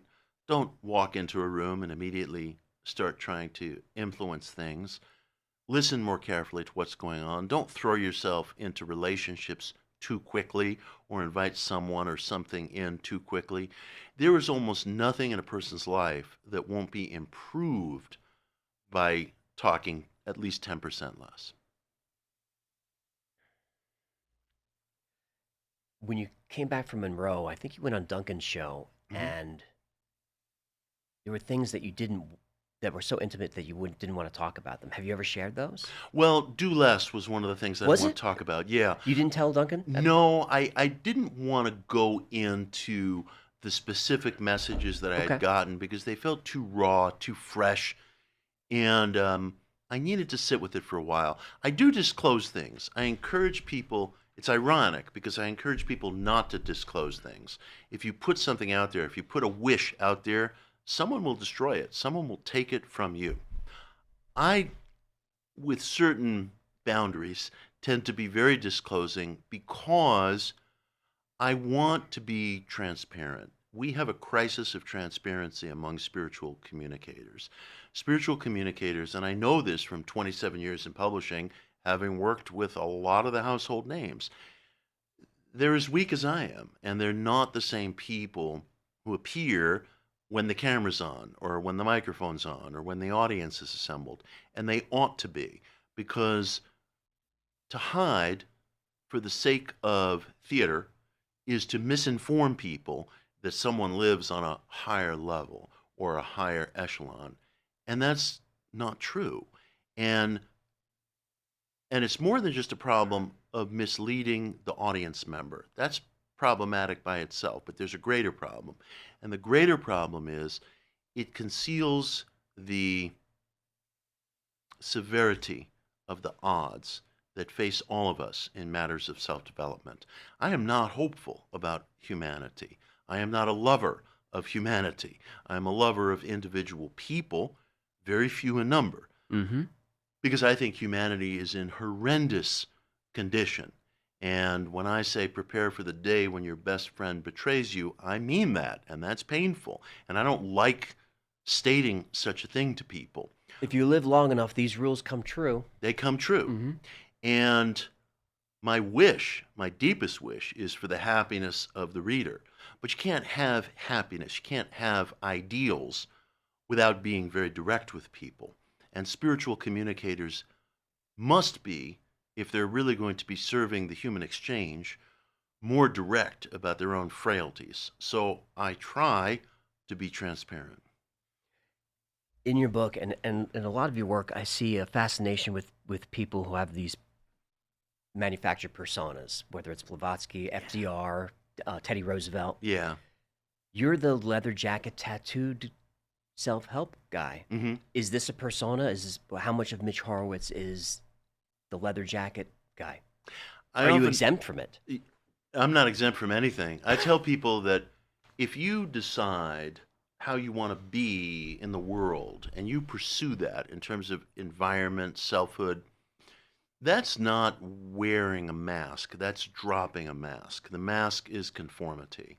I realized at a certain point I had left a part of my existence behind. I had left behind seeing Black Flag when I was 17 years old. I had left behind what thrilled me when I was a kid. I left behind hearing the dead Kennedys sing Holiday in Cambodia at age 15 and knowing what truth was. And so I began to reclaim that. And if that chafed with New Age culture, I don't really care. And if I'm invited to a New Age center where everybody wears white and I'm walking around like this, which is just Monday for me, I don't really care. It's who I am. I got a letter once. I still get goosebumps thinking about it, from Peter Criss, the first drummer in Kiss. Sure. Because I had written about something Peter said in one of my books. He made a fascinating observation. Peter said that the bandmates were, they were looking around for a sense of identity when they were young in the early 70s. And when they came up with the makeup, he said it was the most incredible thing because it wasn't like we were hiding. It was like we were revealing ourselves. And he said that Gene Simmons had confided to him one day that putting on that demon makeup was for him so self-revealing that if he could, he would never take it off. And he said that he noticed that when Gene put on his makeup, the roadies and even audience members and everybody would sort of step around him a little bit. And he said, we became ourselves. We became comfortable. We became relaxed. We became familiar with ourselves for the first time. We weren't hiding. We were revealing ourselves. And so I wrote about this in a book. And then I heard from Peter, and I got hysterical with joy. And I take that as truth. And I want to suggest to people, whatever walk of life you're in, are you really dressing, acting, comporting yourself the way you want? And I'm not saying you should act on it immediately, but know your preferences. Get up in the goddamn morning and ask yourself, is this what I want to wear? Is this who I want to be? Is this how I want to sound? Is this how I want my hair to look, or whatever it is? Just know. We never even ask ourselves. We're so suffused with peer pressure and with cultural conformity, and it gets its claws inside of us to the point where we can't even talk to ourselves using authentic phrasing that belongs to us, the individual. So know your preferences. Start there. It's not hiding. It's revealing. That's perfect. I got to spend 2 days with Gene on a job, and boy, I just ate it up. I just picked his brain every minute of those days. He was amazing. He was great to me. I love Kiss. And I am forever a 15-year-old boy, and proudly so. Of course. We saw Kiss at Barclays Center in Brooklyn, and oh my God. I think, doesn't Ace show up in your work here and there as Yeah. well? I love Ace. I love every one of them. Just when they took off the makeup, it was jarring. To remember that for the album. It was a traumatic experience. It was. I'm still not used to it. So the book is aimed at the false self, and we talked around it a little bit today. When was the last time you caught your false self kind of running your personality? When I talk about things like service, or when I start finding myself using language internally that belongs to the external spiritual culture. That's why I'm very careful with words like love or peace or service. I don't want to see anybody using terms that come out of the Bartlett's Book of Divine Quotations, or that sound like they belong to a business plan from Silicon Valley 25 years ago. I want to know what I and what the individual wants. Let's start there. It doesn't mean you can act on it immediately, but I write a lot in the book about knowing your wish. And it sounds so self-evident, and that's exactly where to start digging, when something sounds self-evident, because I challenge the reader that he or she doesn't know their wishes, because we internalize peer pressure, including that of our subcultures, and we start to talk about service, make the world a better place, love humanity, and so on and so forth. I'm interested in conduct. I'm not interested in pretty phraseology. And I want to be rich so I can start a charity. I want to be famous so I can influence. That's dishonest. Right. It's dishonest, unless one really means it. And if you really mean it, well, then bravo, be my guest. But so if you want to be rich, just say it. Know that you do. Say it. And for God's sake, money does a lot of good things. It educates children. It takes your family members on trips. It replaces the roof in a house. It's necessary. So let's start from stark honesty. A wish, if it's authentic, should feel a little embarrassing, because we are so induced by our subcultures to use a language that is not our own. We were talking about this earlier with the idea of quoting from translations of wisdom literature that we can't even access in the originals. The originals may not exist. We call it tradition. It's custom. It's not always custom. Often it's habit. Let's give ourselves a break. Give ourselves a break in private. Dispense with habit. Dispense with custom. And in an atmosphere of exquisite privacy within your own psyche, the only domain of privacy left in our interconnected culture, speak to yourself for real about what you want. I'm not saying you're going to act on it immediately. I'm not saying you're even going to like it. But at least know. Don't be a stranger to yourself. Because I think past a certain age, maybe age 9, a kid is so suffused with peer pressure that the outer world and its subcultures just get their claws in us, and we can't even talk to ourselves in a real way anymore within. I also counsel deep privacy, because if you arrive at your wish, and it's something I hope a person does, and you share it with someone else, they will destroy it. Yes. They will, because it's not what's inside them. And we as a human community just love making rules, and we love slamming doors on one another's fingers. And I can't tell you the number of times the people who have spoken to me of service and love and I'm your best friend, I've still got the shivs in my back from those times. So let's let the pretty language go for a minute. Let's let the pretty quotations and the customary ideas that divines all over the internet can repeat, let's let that go for a minute. Forget the comments section. This is about the individual. What does the individual want within his or her psyche? Well, can we just quickly go through the 9 steps? Because people need to know that your book it's a practical guide. Yeah. We've got the 9 steps is the wish, ask what you truly want, ends not the means.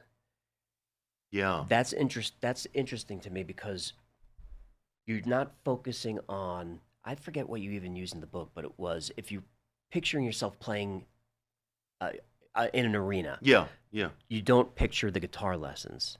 You focus on the arena. And in conjunction with that, I would say that we can't choose the conditions by which something reaches us, and we have to be flexible about those conditions. I did not plan on getting fired and hired by a New Age publisher. That wasn't in the business plan, but that's what allowed me to rediscover myself as a writer. And that feeds into what I was saying about parables and myths in which gods, spiritual messengers, genies come to you as a disguised stranger, an unbidden stranger. Let those strangers in. We throw away incredible miracles, incredible gifts, because they don't fit our mind's eye picture of what we think we want. The philosopher Jacob Needleman was a mentor to me, and he once said to me, "What do you do when someone offers you a gift?" And brilliant student I was, I stared at him blankly. And he said, "You accept it. You accept it." And we throw away extraordinary gifts all the time because they don't fit our mind's eye image. So flexibility. That was the one that was very striking to me. Speak it, hold the wish, say it out loud to yourself. Absolutely. The talisman. Yeah. So write it down, protect it, and hide it. Write the wish down, write a well-focused, passionately felt, and exquisitely honest wish down on a little card or something. Put it in the old clear packing tape. I'm a big fan of clear packing tape. I see that. Yeah. Treat that wish, carry that wish with you like you were carrying a candle in a rainstorm. Make it real. Make it real. And dig this. It may seem like, oh, for God's sake, Horowitz with his fucking index cards. But trust me on this. Once you've taken that step, you've created something that wasn't there before. In nascency, in particle form. But the honest rendering of that wish, privately, on that little card, creates something in particulate form that wasn't there before. I value that. That's the whole basis of chaos theory and chaos magic. Yes. Yeah. Step 5 is rehearse it, run it through your mind. Petition. Live with it. Live with it. Yeah. Pray for it. Petition whatever greater force you seek. If none, appeal to the infinite matter of chaos. Hypnagogia. Hypnagogic state. That's interesting as well because, once again, we're in practical application. Yeah. So, for those who don't know, what is the hypnagogic state? Hypnagogia is a deeply relaxed state that we all enter twice a day, just as we're falling to sleep at night and just as we're coming to in the morning. This is a state that was first described, although not in that term, by a French mind theorist, Émile Coué, who was very popular in the early 20th century. He's a hero to me. Coué is famous for having prescribed a mantra. Day by day, in every way, I am getting better and better. And critics would howl and make fun of him and say, how could anything so childish make any difference in anybody's life?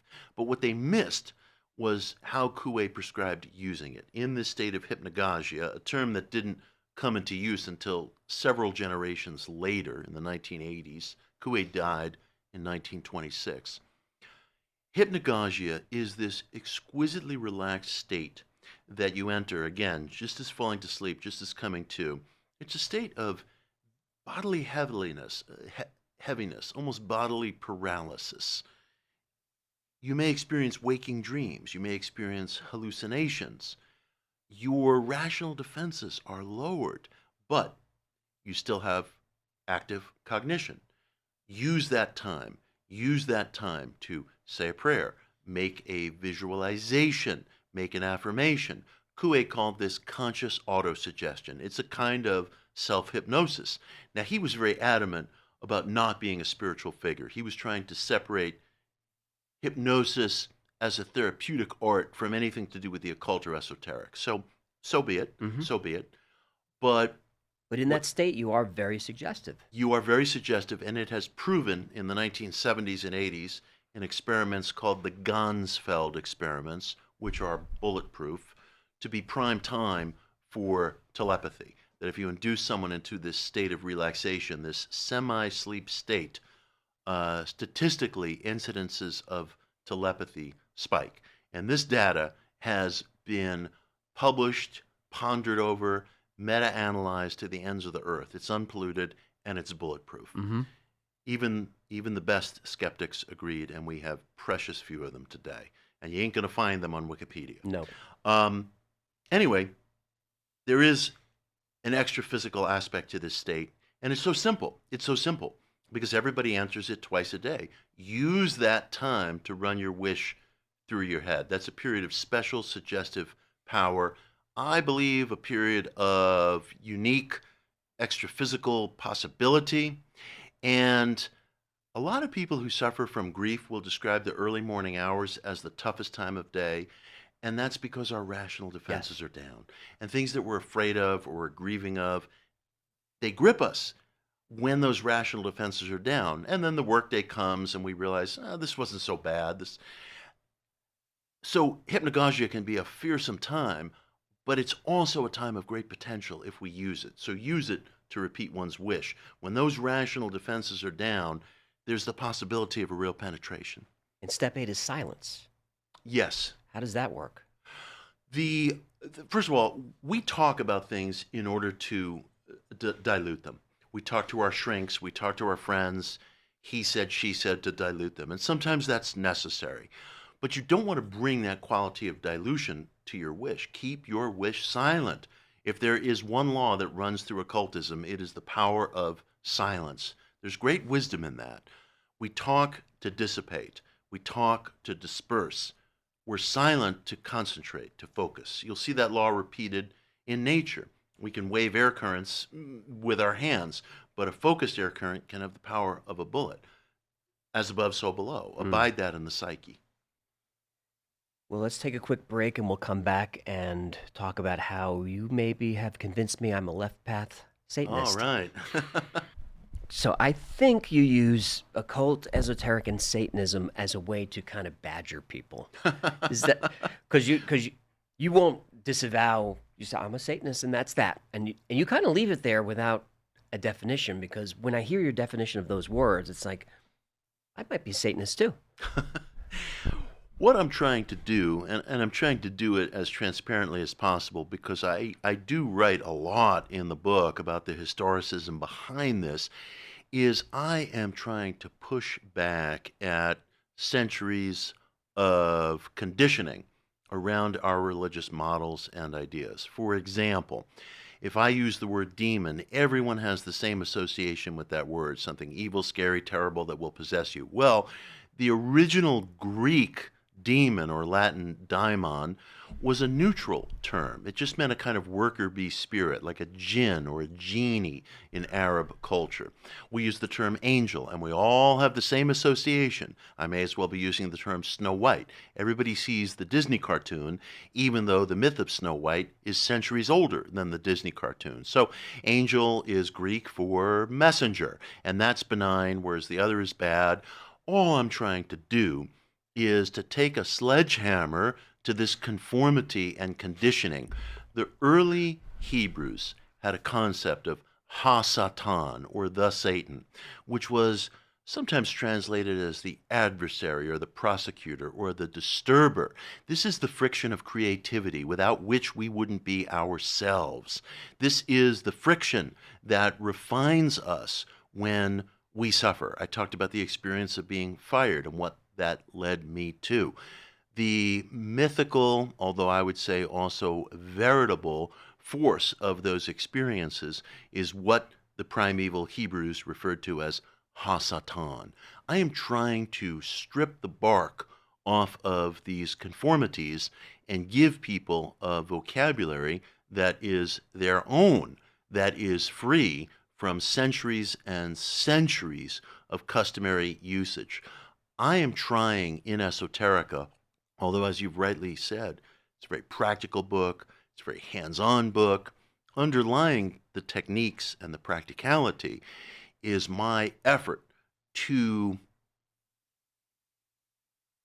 strip away centuries, if not millennia, of customary usage and try to recover the threads and the fragments, because that's really all that we have, of our earliest spiritual practice among our most primeval ancestors, even including Neanderthal men and women who did have a spirituality that would be somewhat recognizable to us today.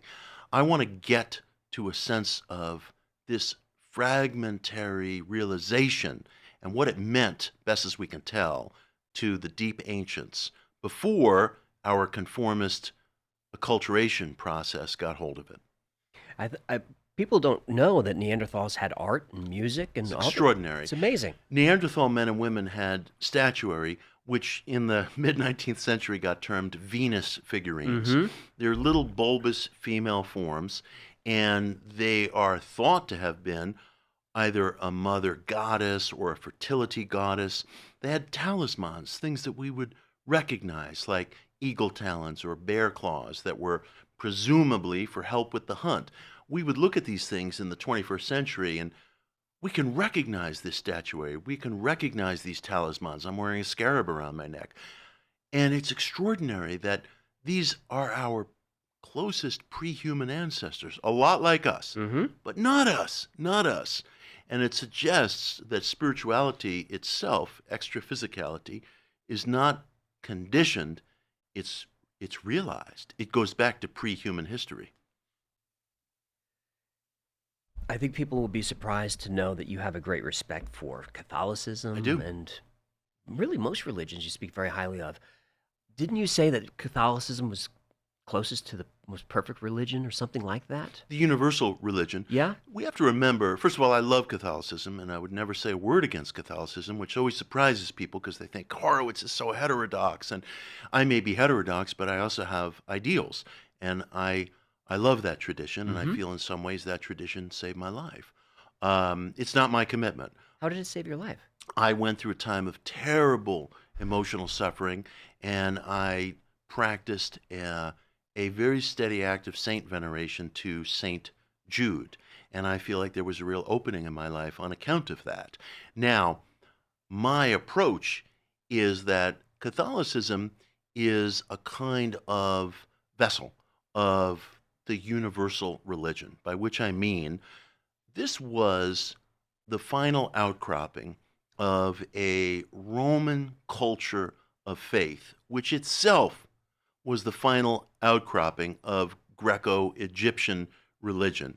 The Egyptian, the Persian, the Mediterranean faiths, North African faiths were reconfigured within Hellenic culture. Hellenic culture was reconfigured in its final expression by Rome, and Catholicism, with saint veneration, with the boy savior, the Earth Mother, you can call it Isis and Horus, you can call it Mary and Jesus. It was a vessel for this universal religion. And I think that in quarters where you find hatred or conspiracy theories for Catholicism, it's because of that, because it's that last vouchsafing of a universal faith. And I enter it and I approach it as such. I believe you. I'm not very religious, but I think St. Michael saved my life, and I've been wearing his shield ever since that day. I noticed that. I was going to ask you about Since that that very day. thing. Yeah. I was going through a hard time, and I just found myself in a Catholic church and suddenly felt better. The church was empty, and I was in St. Michael's Row. And I don't know, I felt something. One has to listen to these things. Again, it's the disguised stranger coming to us. I discovered the miraculous medal, the image of Mary from Visions by Catherine Labouré, in a bookstore in New York City that was run by the Paulines. And they are a devout order of nuns who maintain a media ministry. Now, unfortunately, in our world today, bookstores like the Paulines bookstore have closed in New York City. Somehow I can spend $40 on a pretzel at a concert, Right. but I can't support the Paulines. And the tragedy is if you don't have those places, someone's not going to discover St. Michael or the Miraculous Medal or St. Jude. And of course, we could be talking about any number of faith traditions. And we just piss away so much money in this society. I hear about this place closing and that place closing. Plenty of money around. We just piss it away in places that don't matter very much. Yeah. Well, then what is Satanism to you? What is everyone getting wrong? Because I don't hear anything evil. It's not a religion of maleficence or cruelty or evil. Of course, there are all kinds of different practices as there are different individuals. But as I see it, and the way I speak of it classically, it is the abiding of radical questioning, nonconformity, upending received notions, saying no to being told this is the way something is, but saying I'm going to verify this for myself. And I do think, I'm not an atheist, I'm not a materialist, I do think there's a metaphysical aspect to the satanic, and I do think that one can seek a relationship with the being whom the ancient Hebrews called Hasatan, or in the Bible there is reference, as we were discussing earlier, to the so-called demon, a word we're not supposed to use, Azazel. And I think that the individual is much freer and is possessed of much greater options than he or she believes. Most people will hear this and reject it outright. Most people will hear this and say, he is leading us into perdition. Don't listen to this guy. This goes to a terrible place. How do I know that?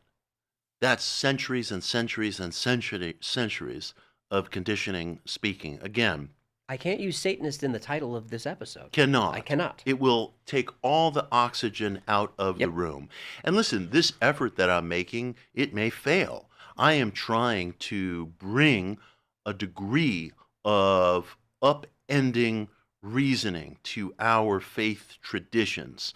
And the term Satan, as it's used in modern parlance, is too great a windmill even for me to tilt at. Sure. But as I often say to people, you don't turn back once you've begun an errand in the classical sense, and that's my commitment.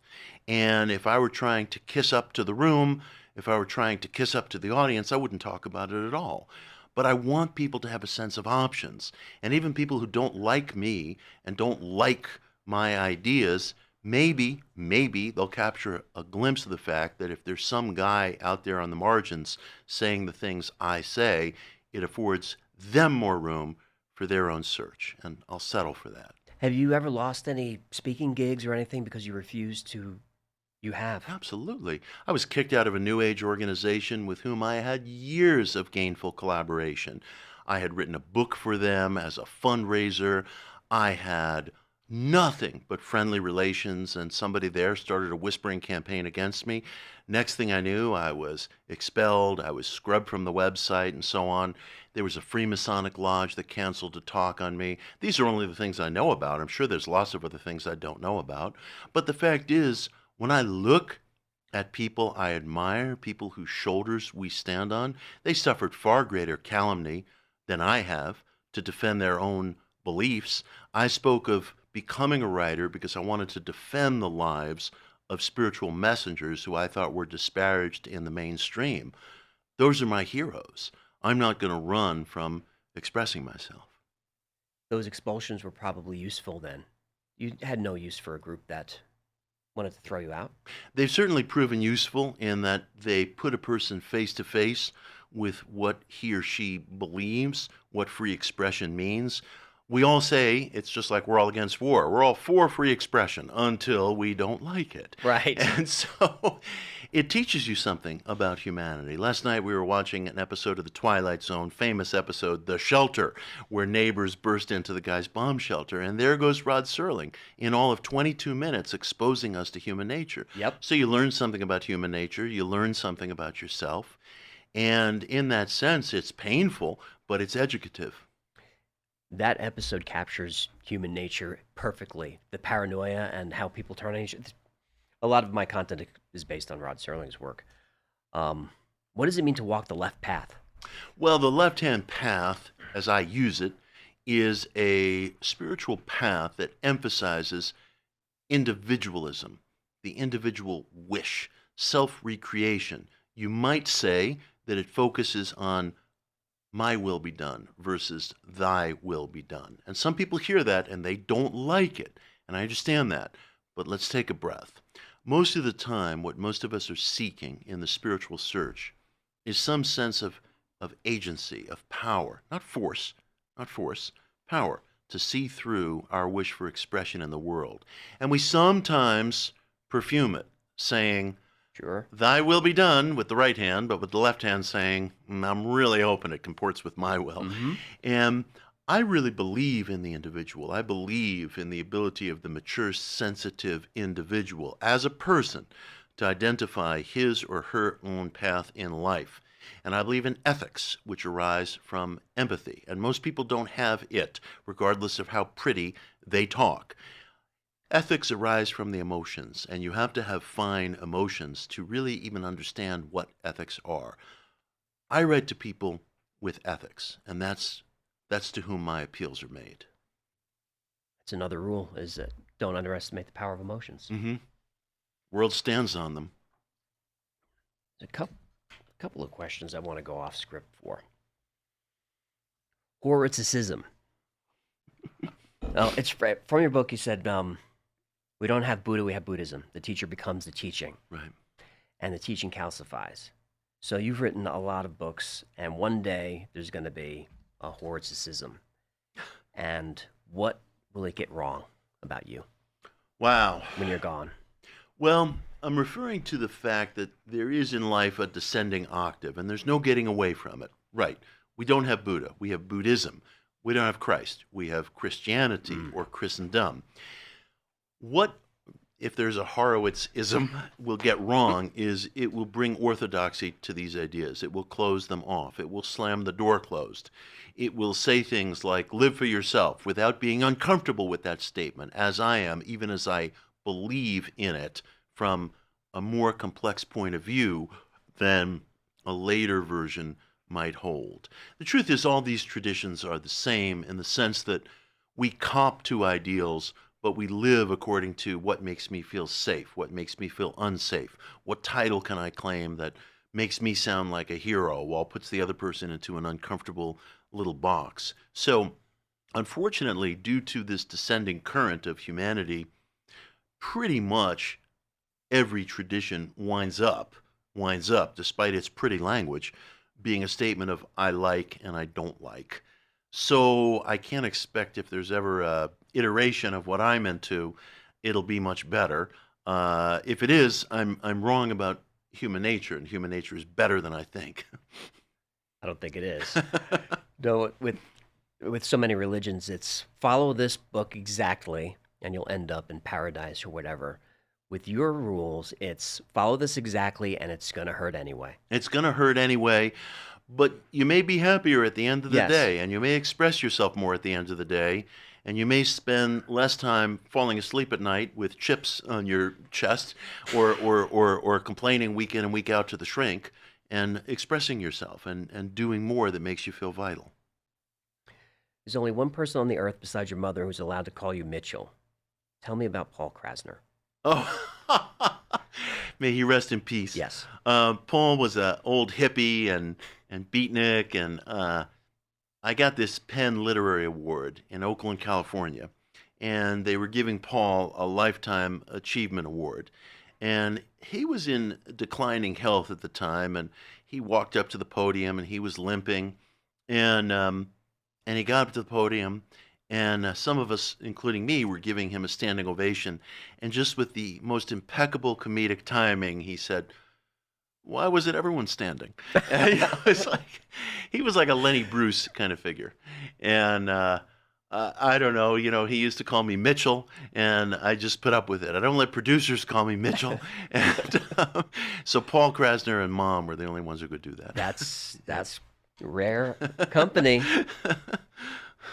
There was another anecdote that I found interesting. Whose memorial was it where the widow came up to you and gave you a word? Yeah. I was at the memorial service of a man named Irving Howe. Mm-hmm. He was a socialist. He was a literary critic. He was a great man of letters, big inspiration on me. He would not have liked or be interested in any of the topics that animate me today. But you can't choose your heroes, and he was one. And after his memorial service, the widow of another hero of mine, Michael Harrington, anti-poverty, socialist activist, also a great influence, would not have been interested in my topics at all. He was an atheist. Mike's widow came up to me and she took my hands and she said, Mitch, standards. If you want to learn one thing from Irving, that's it. Standards. And I've tried to abide that because when I write about controversial themes, those themes are always very foundationally grounded in a really searching historicism, and I hope in a really searching ethics and spirituality. So I took that to heart, although I took it into a different neighborhood than the ones that those guys worked in. So you're always thinking standards with your work? Always, constantly. I will never write down a word, never write down a quote, never write down an idea without suffering it. Test the idea by suffering it. Test the idea by suffering it. And I really try to live with things, and I try to ask myself, rather than repeating a quote or a story or reciting something from memory, this was in the Bible, that was in the Bible, go back to the source and you might be very surprised, not only at what's really there, but at how these things differ according to different traditions and translations.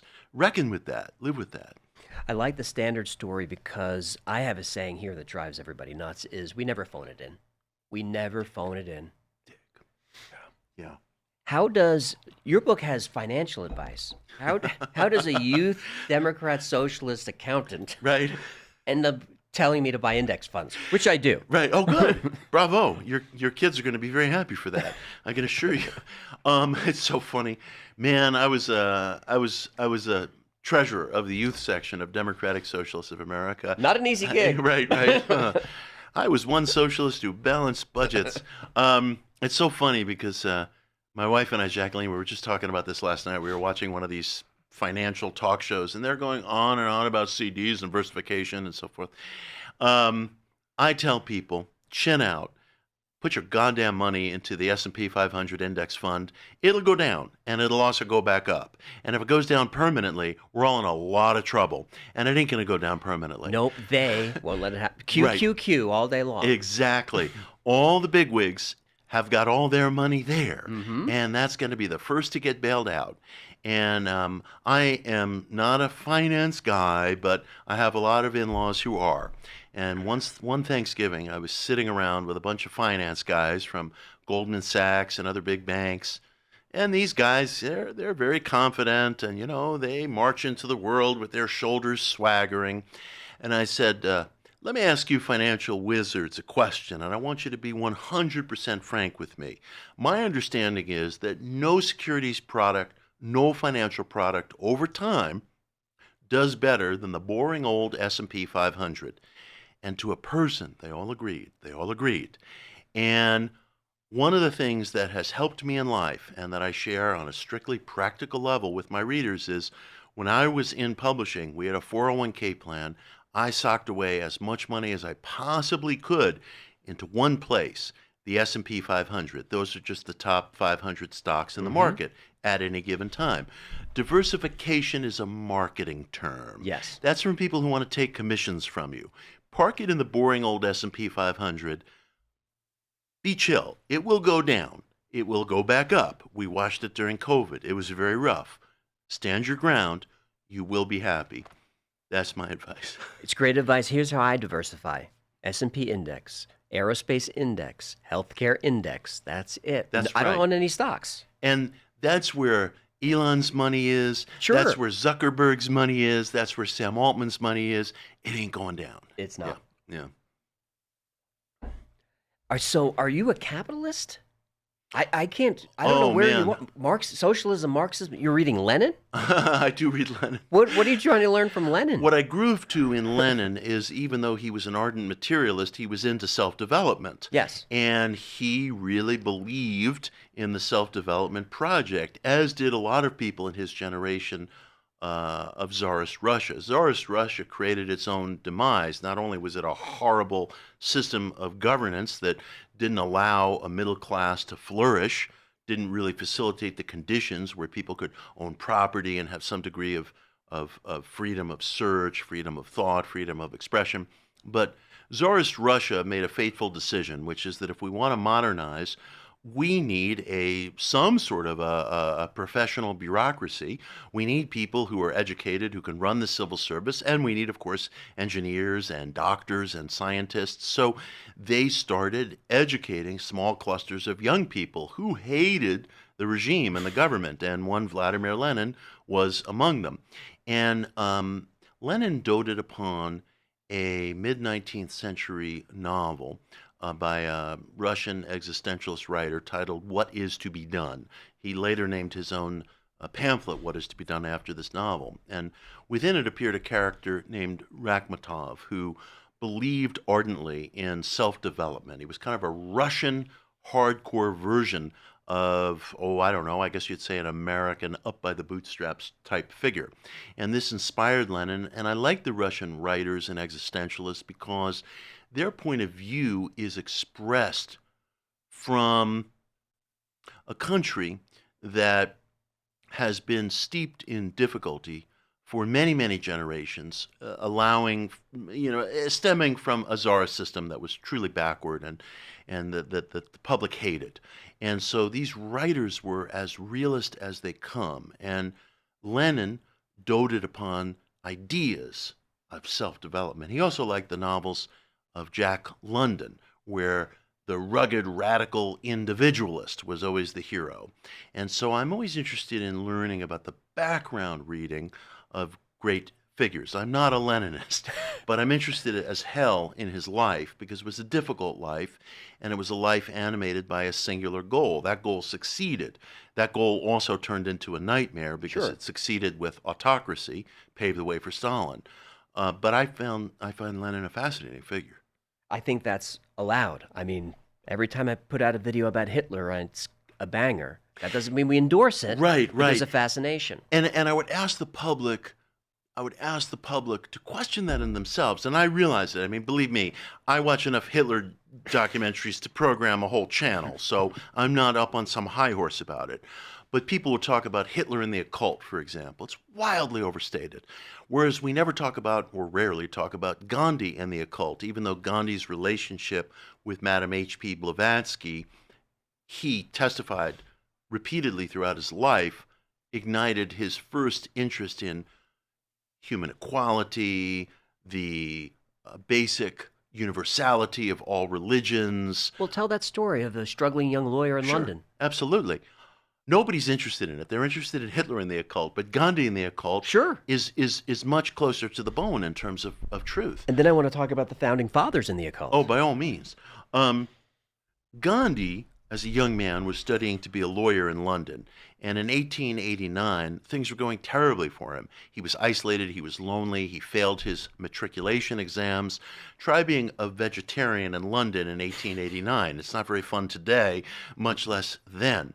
And he was lonely and isolated, and he met a couple of students, followers of Madame H.P. Blavatsky, who had fled India in the face of scandal. Madame Blavatsky was this mysterious, world-traveled Russian occultist, both loved and damned. I love her. And she was living in the Notting Hill section of London, where she was completing work on her. She actually just published her magnum opus, The Secret Doctrine, 2-volume occult cosmology. Of course. Gandhi was very nervous about meeting her. He was invited to meet her, went to meet her, and he said from that moment forward until his own assassination, he recorded in interviews, letters, articles, that meeting Madame Blavatsky, the high priestess of the occult, ignited his first stirrings of a philosophy of human universality, of civic equality, of the equal footing on which all religions should stand. Theosophy had and has as its motto, there is no religion higher than truth. Gandhi later said, all religions are true, and all have some flaw in them. You could hear within the theosophical motto an echo of within Gandhi's maxim. How did she learn about him? Oh, listen, he was an unknown young kid studying law in London, and a couple of her followers asked him one day if he could help them read the Bhagavad Gita in its original Sanskrit. And he said, I could barely read the original Sanskrit myself. I wanted to get away from the Hinduism of my parents. I thought it was a bunch of superstition and nonsense. I was not interested in a religious text, but I was very lonely. I was very isolated. And if these two guys wanted to be my friends, I would agree to it. And then they asked him, by the way, would you like to meet the high priestess of the occult herself, Madame H.P. Blavatsky? And he was shocked and said, "I was chain of events from asking for a translation to throughout the empire." It's just remarkable. And he knew Madame Blavatsky as this anti-colonial activist from the old country. So he felt sympathy. And he went to meet her, and she gave him a copy of a shorter book of hers called A Key to Theosophy. And it speaks of human universality. And Gandhi said this was the ignition point that launched his philosophy. So everybody wants to talk about Hitler and the occult, and it's so exciting and so forth and so on. But Gandhi and the occult is a much closer to the bone version of historical truth that's unknown. If you get a biography of Gandhi today, you'll be surprised if there's 3 lines about Madame Blavatsky in there, despite how formative she was on his development. We've written it out of history. What did he take from her that like practically that we can see? Her key teaching at that time is that all of humanity's religions grew from one underground occult source that we've lost track of. And she referred to this as the secret doctrine. And all of our religions, all of our ethical philosophies are like trees that spring up from this underground water source. And so he came to feel, if that's true, and he felt that it was in fact true, it also means that our differences are simply surface differences, and that all religions, all beings, whatever their caste or background, are essentially equal. And he credited her with that realization. It fomented the largest democratic revolution, nonviolent democratic revolution in human history. And here we are. Nobody knows about it. Madame Blavatsky died an American citizen. She was very proud of being an American citizen. Nobody's heard of her in our country, or if they have, they're like, oh, that charlatan, that fake. The story is so much deeper. And this is how history gets neglected. And she died young, didn't she? 59 years old. Oh. So what do people get wrong about her in Theosophy? Because when I think of ancient Egyptian religion, Sumerian, Catholicism, it sounds like she might be onto something. Yeah. They think of her as a fake. They think of her as a charlatan. They think of her as a purveyor of phony, mediumistic tricks. And what they don't realize is that our world would look radically different today without Madame H.P. Blavatsky. Her influence traversed the globe in the late 19th century and resulted in the culture of spiritual search of which I am a part today. She and her colleagues reignited Buddhist practice in the East, where it was withering, in the nation of Sri Lanka, even in Japan, in far-flung parts of India, where Vedic practice, Hinduism, Buddhism, were being chipped away by the well-funded machinery of colonialism.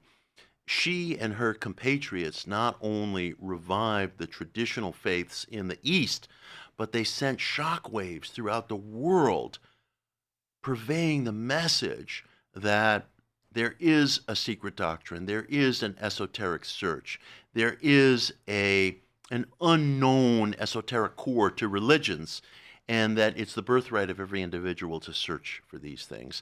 It was almost like a worldwide seismic version of what Henry David Thoreau was trying to get across in Walden. But it played out on this global stage, and it created the culture of search that I'm part of today.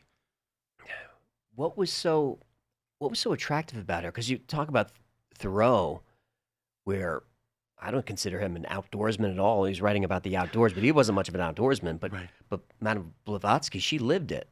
She lived it. She was born in Tsarist Russia. She was part of minor nobility, but she suffered so much harassment that she had to travel in order to search. Why And- harassment? Oh, look, in Tsarist Russia, I mean, Paradise Lost was banned under the Tsarist regime. You know, Okay. the idea of anything that went outside the Orthodox Church was above ground considered verboten. And So she traveled the world, as she described it, searching for esoteric truths, came to the United States in the early 1870s, was fascinated with spiritualism and seance and midnight raps, not because she thought it was the real thing or the real McCoy, but because she said, here is an opening. Here is a culture that is experimental. Here is a culture that, for all its contradictions, protects the individual search for meaning. And so she felt that the soil of the United States at that time was the place from which could spring a worldwide revolution in spiritual search. And she told of being advised by these mysterious adepts from the East, and people felt she was inventing it, making it up. But dig this. Americans at that time, Westerners in general, had not really heard much about gurus and swamis and robed adepts from the East. These things were completely alien to Americans. India was considered as distant as the surface of another planet. And when such teachers, who were altogether real, did begin to come to America in the 1890s, then later in the 19th century, we Americans were able to recognize them because of her narratives. Her narratives made it into the press. Her narratives were sensationalistically treated by the media and thus introduced everyday Americans to things they might not have recognized. So, when the Maharishi Mahesh Yogi came to the West to teach transcendental meditation in 1959, Americans could place him immediately, and people a generation earlier from him, because of the narrative that she introduced. Right. We understood something. I get it. This is one of these holy men from the East. That was an alien idea to Americans in the Victorian age. So how about the occult with the founding fathers? Because it's there, isn't there? Oh, it's absolutely there.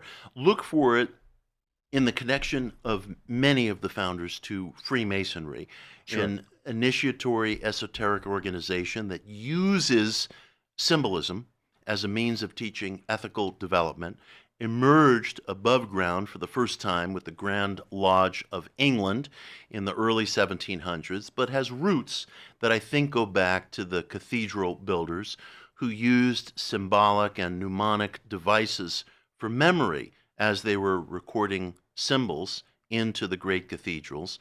I think occultism emerged in different ways, Freemasonry emerged in different ways and through different iterations during the occult Renaissance. You had certain initiatory brotherhoods and orders, some of which might not have actually existed, but might have been thought movements like Rosicrucianism.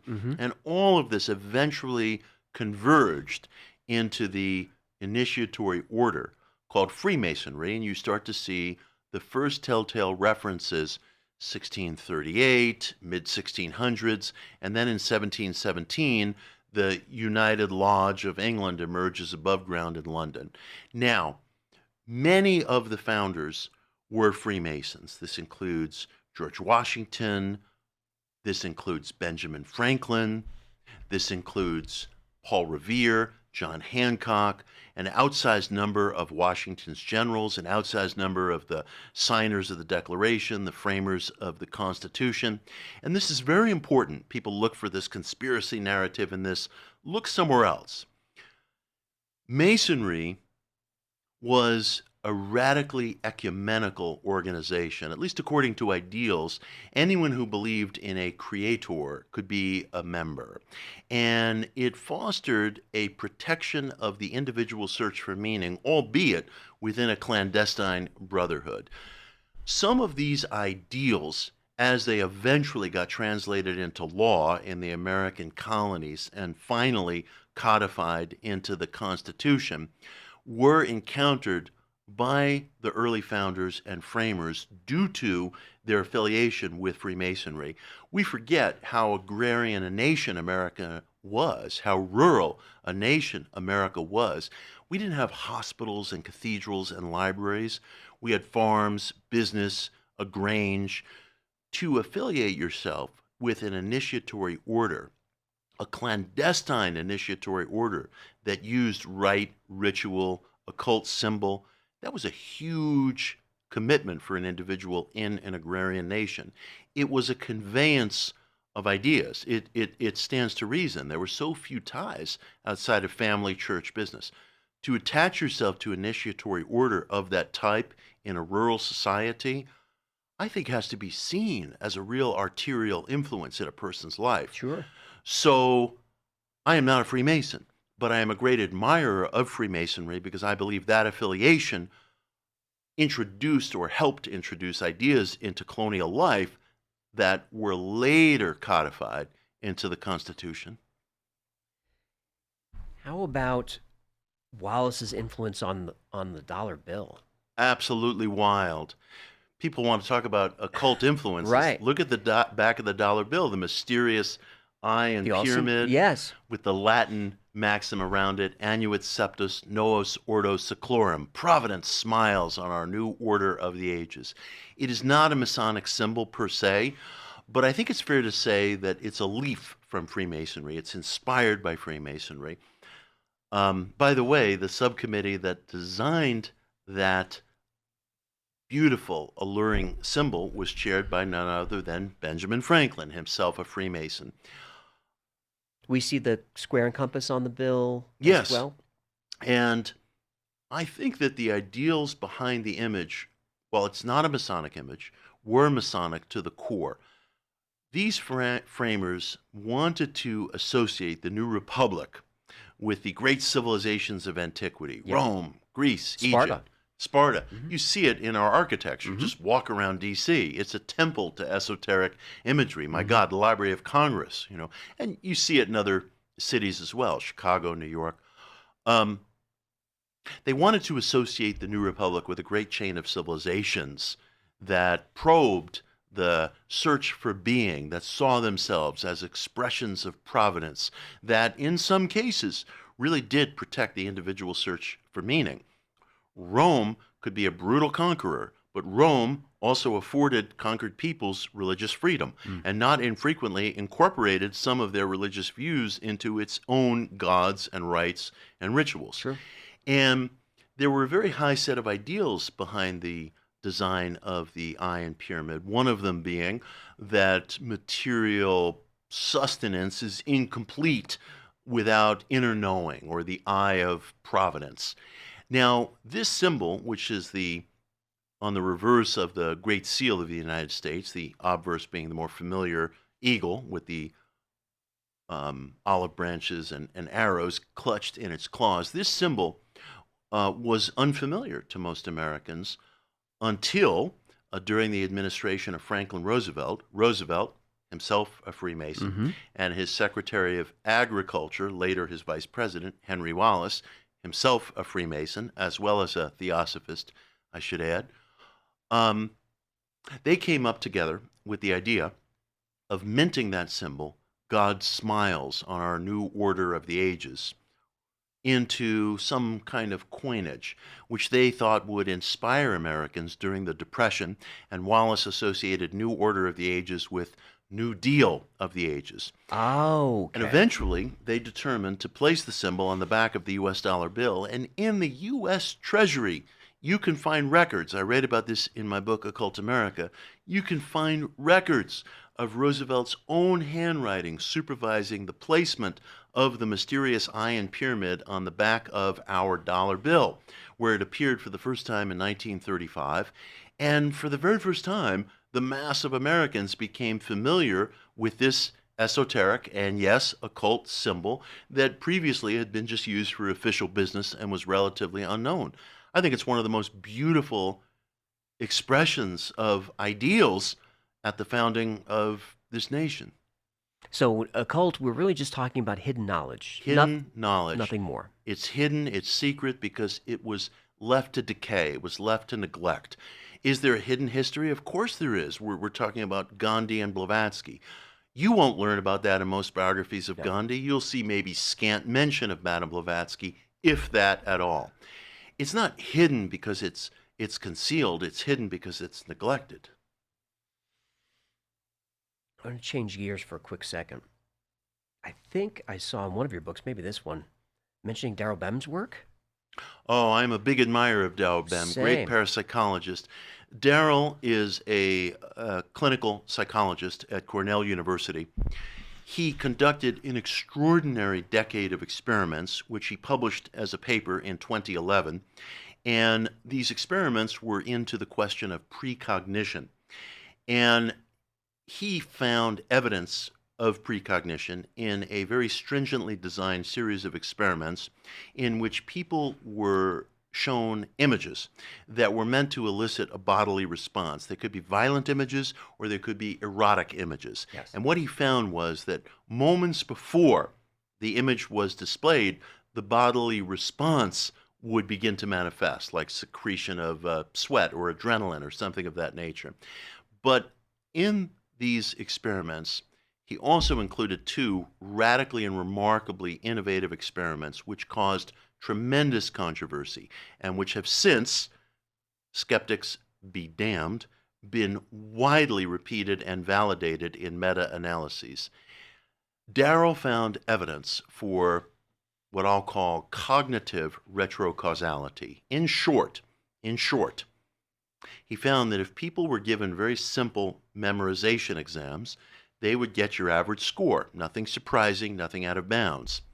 If you introduced a wrinkle to the experiment and you asked subjects to continue studying after the fact, after they took an exam, their scores would spike by a slight statistical degree, but actually a significant statistical degree. Beyond random. Oh, absolutely. Yep. Beyond random, hands down, of maybe 2%, something of that nature. Not Zeus throwing lightning bolts to earth, but something considered very statistically significant within the schema of cognitive psychology. And Daryl reasoned that there is, in effect, a reaching backwards in time of people's functional ability, in this case, cognitive ability, on memory exams. And of course, there were howls of protest, even though Daryl's paper was heavily vetted and published in a standard journal of social psychology with no sympathies toward his thesis.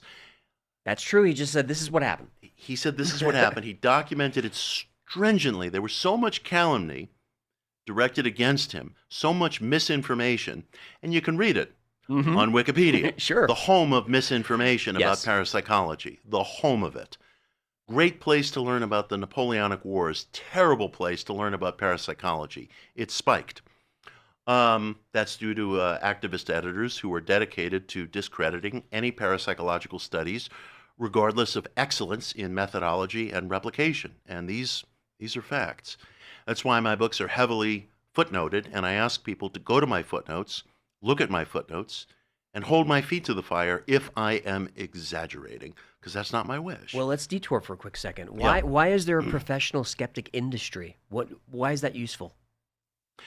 It seems to me that the ultimate sin within Western intellectual culture is to say that anything extra-physical or spiritual or religious has any empirical concrete impact on our normal tactile world. You can talk about religion in terms of myth, meaning, theology. The minute you cross the bridge of suggesting that anything extra-physical, let's say precognition, has some actual impact on our world, regardless of how stringently the evidence is gathered, vetted, analyzed, replicated, you are cast out. That is the one unforgivable sin within opinion-making lettered culture. Primary reference material, wiki first and foremost, social sciences, mainstream journalism, mainstream letters. It's a point of view that's unsustainable because the evidence is just so strong. We could do a whole show on Daryl's research. It's extraordinary, and its replication has proven beyond any reasonable doubt that these were not chance hits or accidents. His research has been proven confirmatory in a meta-analysis involving 90 trials in 33 different nations in 14 different labs. We don't even have that kind of data for aspirin. And these numbers are hardcore numbers. Doesn't mean that every experiment replicated his work. It did not. It did not. But what a meta-analysis does is it doesn't seek uniform replication. It seeks to mitigate against accident or happenstance. Right. And as that goes, his data is bulletproof and replicated. I urge people to go into my footnotes and tell me where I'm exaggerating. Tell me where I've stuck my neck out too far, because I am as dedicated to verity in describing these results as pseudo-skeptics are to spiking them. So hold my feet to the fire.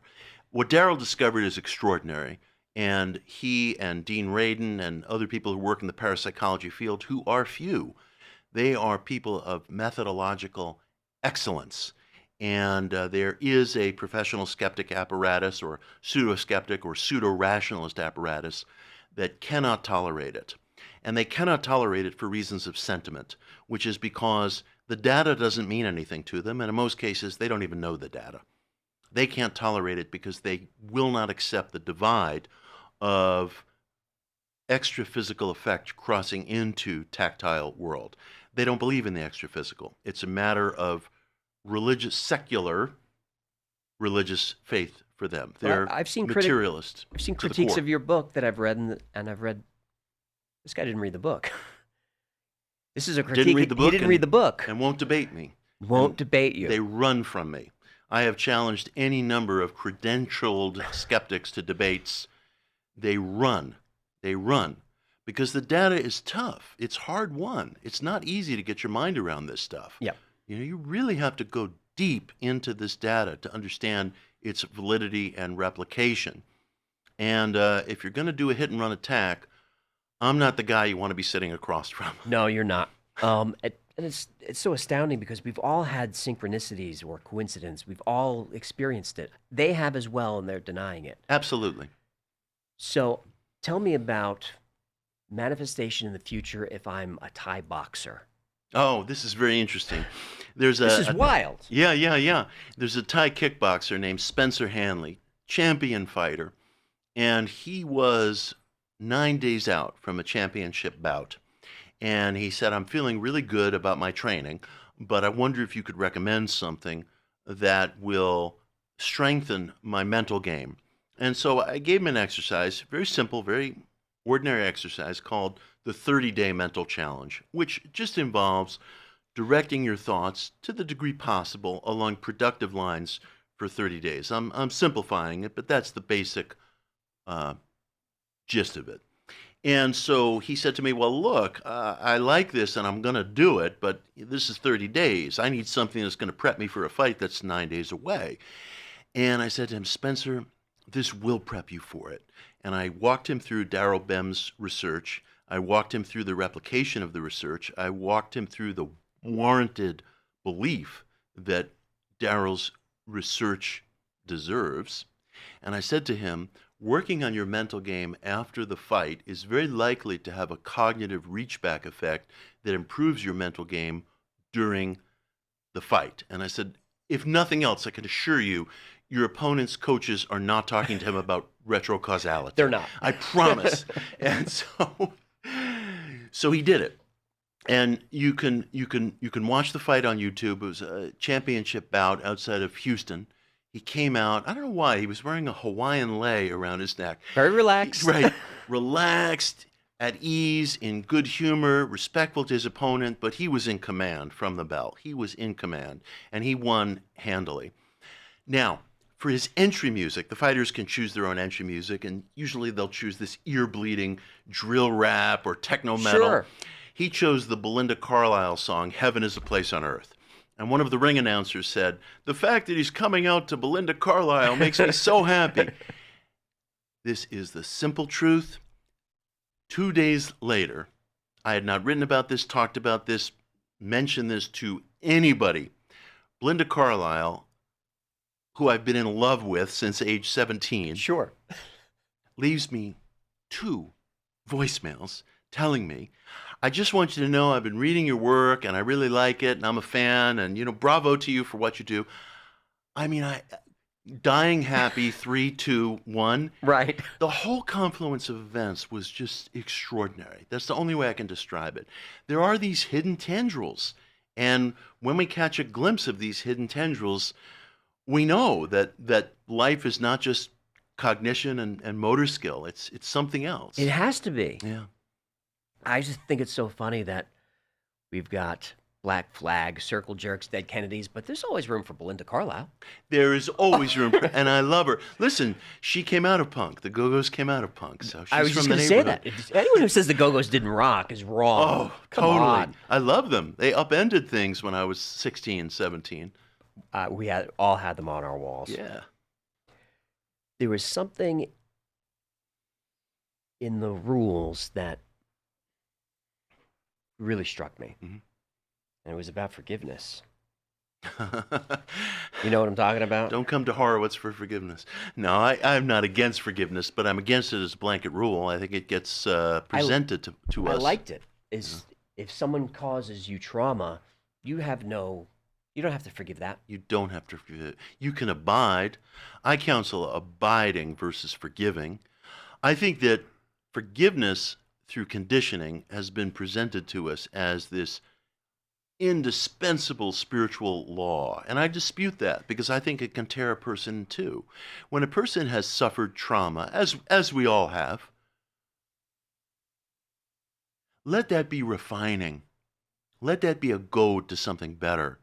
Let that be a profound realization that hits me with the force of never wanting, if I'm able, to visit such a thing on another person. But forgiving, if it comes natural to you and you so wish, then by all means. But I don't think forgiveness is this absolutely necessary escape hatch or this must pass through toll gate before going on to something higher and greater and better. I don't see it as a spiritual law. I don't see it as an ethical imperative. I see it as an idea that might fit some situations and not others. And although I venerate the 12 steps, and I venerate modern teachings like Course in Miracles, the channel text, and You've narrated the 12 steps, haven't Yes, you? I have. One of the proudest acts of my career. It should be. One of the proudest acts of my career. I love Bill Wilson, and I venerate the 12 steps, but I don't want people to feel blocked off from spiritual paths like that if forgiveness presents a problem. I understand the rationale, and if it works for the individual, I am first in line to shake that person's hand. But I don't want people to feel like spirituality has rules that make it necessary to pass go before you can do something else. I think that suffering can be a goad. It can be abided. It doesn't have to be forgiven. There's going to be a lot of people who are kind of happy to hear that because maybe it's a woman who was attacked and she feels like I'm not a good person because I can't forgive what happened to me. And my heart goes out to that person. But you are. Man. She is. She is. She is. I have witnessed seekers torn in two because they're told you have to use this language. You have to use the language of forgiveness or service or thy will be done or something else or non-attachment, non-identification, personality versus essence. These things, as I see it, are all, they're artifice. They're human constructions. All religions have been created at the hands of human beings, and they all derive from a certain time and place to whose needs they responded. So most of our religions, for example, came out of highly stratified caste-based societies where a person had no greater likelihood of exiting the caste into which he or she was born than walking the surface of another planet. And the religions, Abrahamic religion, Vedic religions, sought to compensate for that by forecasting deliverance in some future state of being. That is a response to the predicament of an age and an era. All I'm really trying to say is verify, question, ask again, how do I know that's true?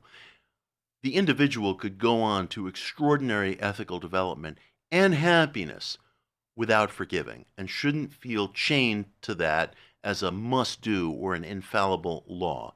It's conceptual. It's not legal, and I want people to feel a flexibility. That's nicely said. What about the rule about the death of your tormentor? That's a striking one. People suffer. people suffer at the hands of bullies and tormentors, and sometimes they just can't find a way out. And I just want to say, William James, the great American philosopher, used to say to people who were suffering suicidal thoughts, can you stand it one more day? Can you stand it just one more day? Because extraordinary turnarounds occur, remarkable things happen. And what I want to say to people who are suffering from a tormentor, first of all, get away from that person. If you absolutely cannot get away from that person, or for the time being, you cannot get away from that person, keep in mind, extraordinary things happen all the time. Just as we are visited by catastrophe, we are also visited by just remarkable, unbidden good news and tidings. A bully, a tormentor, a cruel person, could they just disappear? Could they just die? Could they exit the scene? Absolutely. And that's okay? Yes, that's okay. Don't trouble yourself feeling that that's not okay. We live in a world of extraordinary suffering and catastrophe, most of it unbidden and undeserved. And we live in a world of extraordinary good news and remarkable tidings for which we are in debt. If you are suffering at someone's hands and that person disappears, go on with your life and be better to your neighbor. But don't give up a sense of, I don't like to use the word faith because I speak in terms of persistence more than faith, but it's warranted to persist in the verite that that person could disappear all of a sudden. It happens all the time, and you will be free, and you will rediscover yourself as a person of good humor and relaxation, and I wish it for everyone who's suffering. Because there were a few rules that spoke to me, because being a bright student in the New York public school system was not great for me early on. So lesson 42 was learn to fight. Not a bad idea. So I did that. Good for you. Did you? Were you bullied? Oh, yeah. I was bullied. bullied. Of course you were. And anybody who's different gets bullied. There's anger in your list. Righteous anger, but it's there. There's definitely anger in my list. Anger is part of life. Sorrow is part of life. Extraordinary joy is part of life. I mean, my God, last night, this is why I'm so glad you brought me to Vegas. Last night, my wife, Jacqueline Castell, and I, we repeated our wedding vows at the Graceland Chapel with Elvis officiating. Perfect. You should have seen the smile on my face. Perfect. It's a dream come true. When I was 12 years old, I had tickets to see Elvis live. He died 5 days before the concert. I cried and cried. Now, all I'm really trying to get across is, do I evince anger? I do. Do I evince incredible joy? I do. Last night was a night of joy to have Elvis officiating at our wedding, and I could tell you this. He played, and we sang with him, God Save the Queen, the Pistols version. Yeah. Oh, you just gave me chills. Elvis singing Sex Pistols is amazing. Sing God Save the Queen with Elvis Presley. That was a moment. Yeah. So let joy flow. You know, let anger flow. But let ethics flow too. Let reciprocity flow too. Let empathy flow too. We're human beings, and we live under a myriad of laws and forces. Don't tear yourself apart. Learn to live better within them. So, I'm gonna challenge you now, because you don't have much hope for humanity. I'm gonna challenge you to give us a little hope and land this plane for everybody listening. Can we use your work to land on a positive note, because there's a lot of positivity in it? The individual can. Yes. The individual can. I place no stock in humanity as a whole.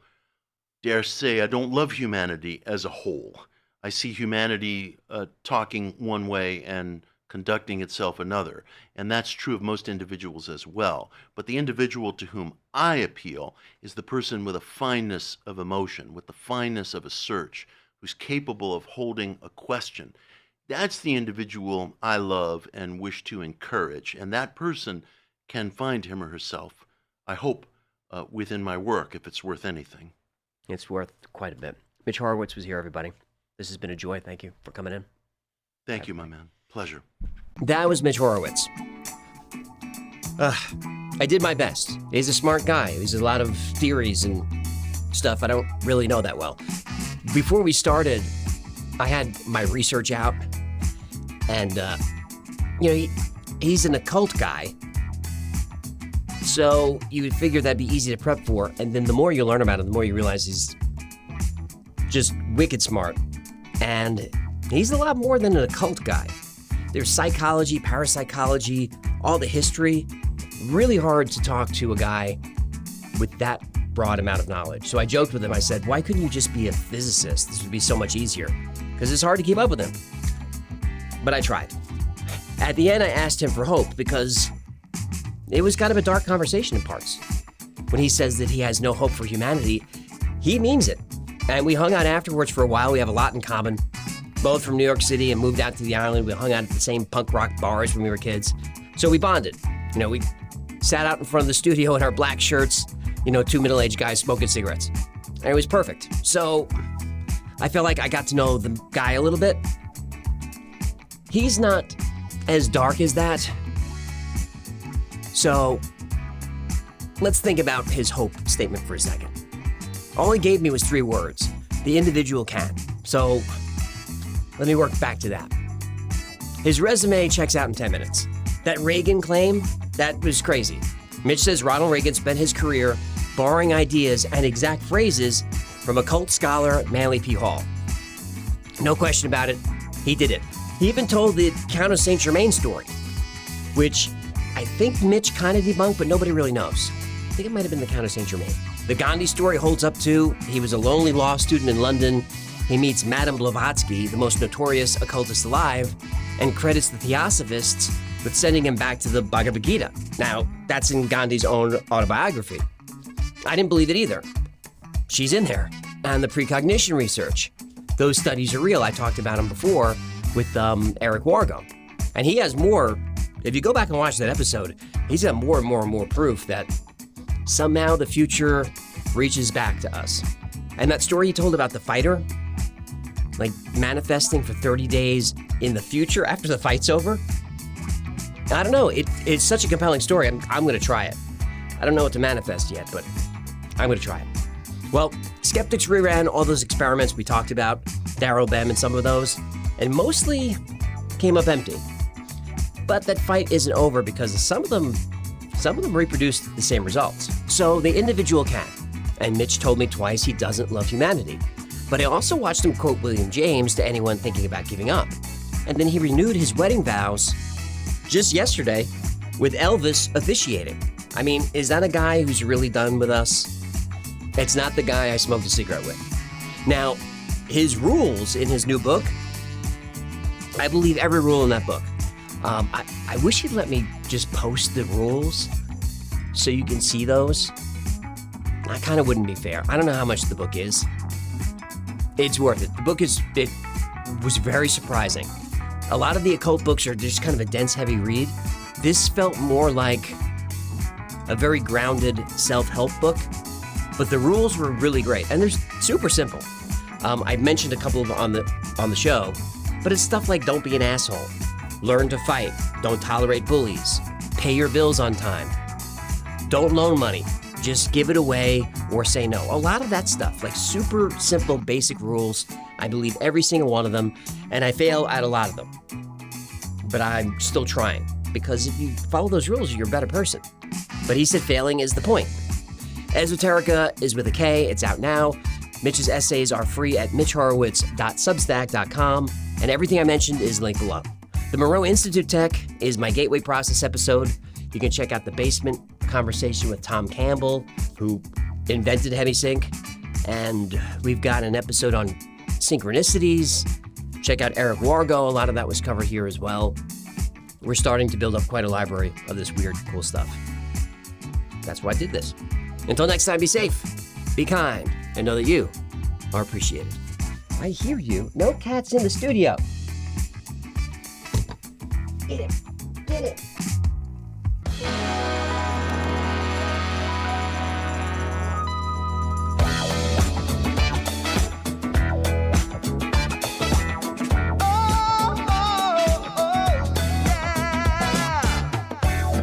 Polybius in Area 51. A secret code inside the Bible said I would. I love my UFOs and paranormal fun, as well as music, so I'm singing it like I should. But then another conspiracy theory becomes the truth, my friends, and it never ends. No, it never ends.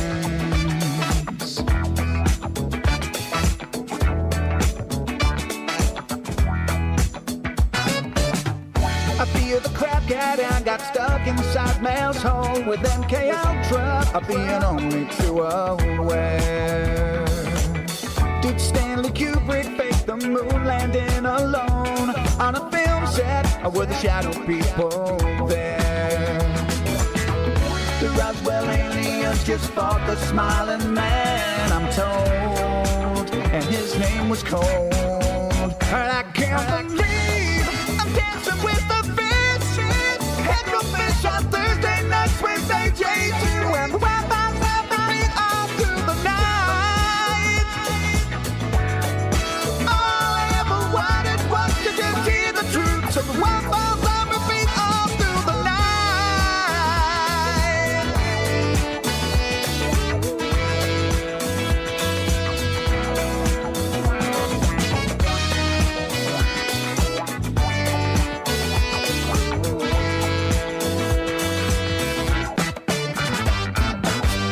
The Mothman sightings and the solar storm still come to Agatha, the secret city underground. Mysterious number stations, planet Serpo 2, Project Stargate, and what the Dark Watchers found. We're in a simulation, don't you worry though. The Black Knight satellite, it told me so. I can't believe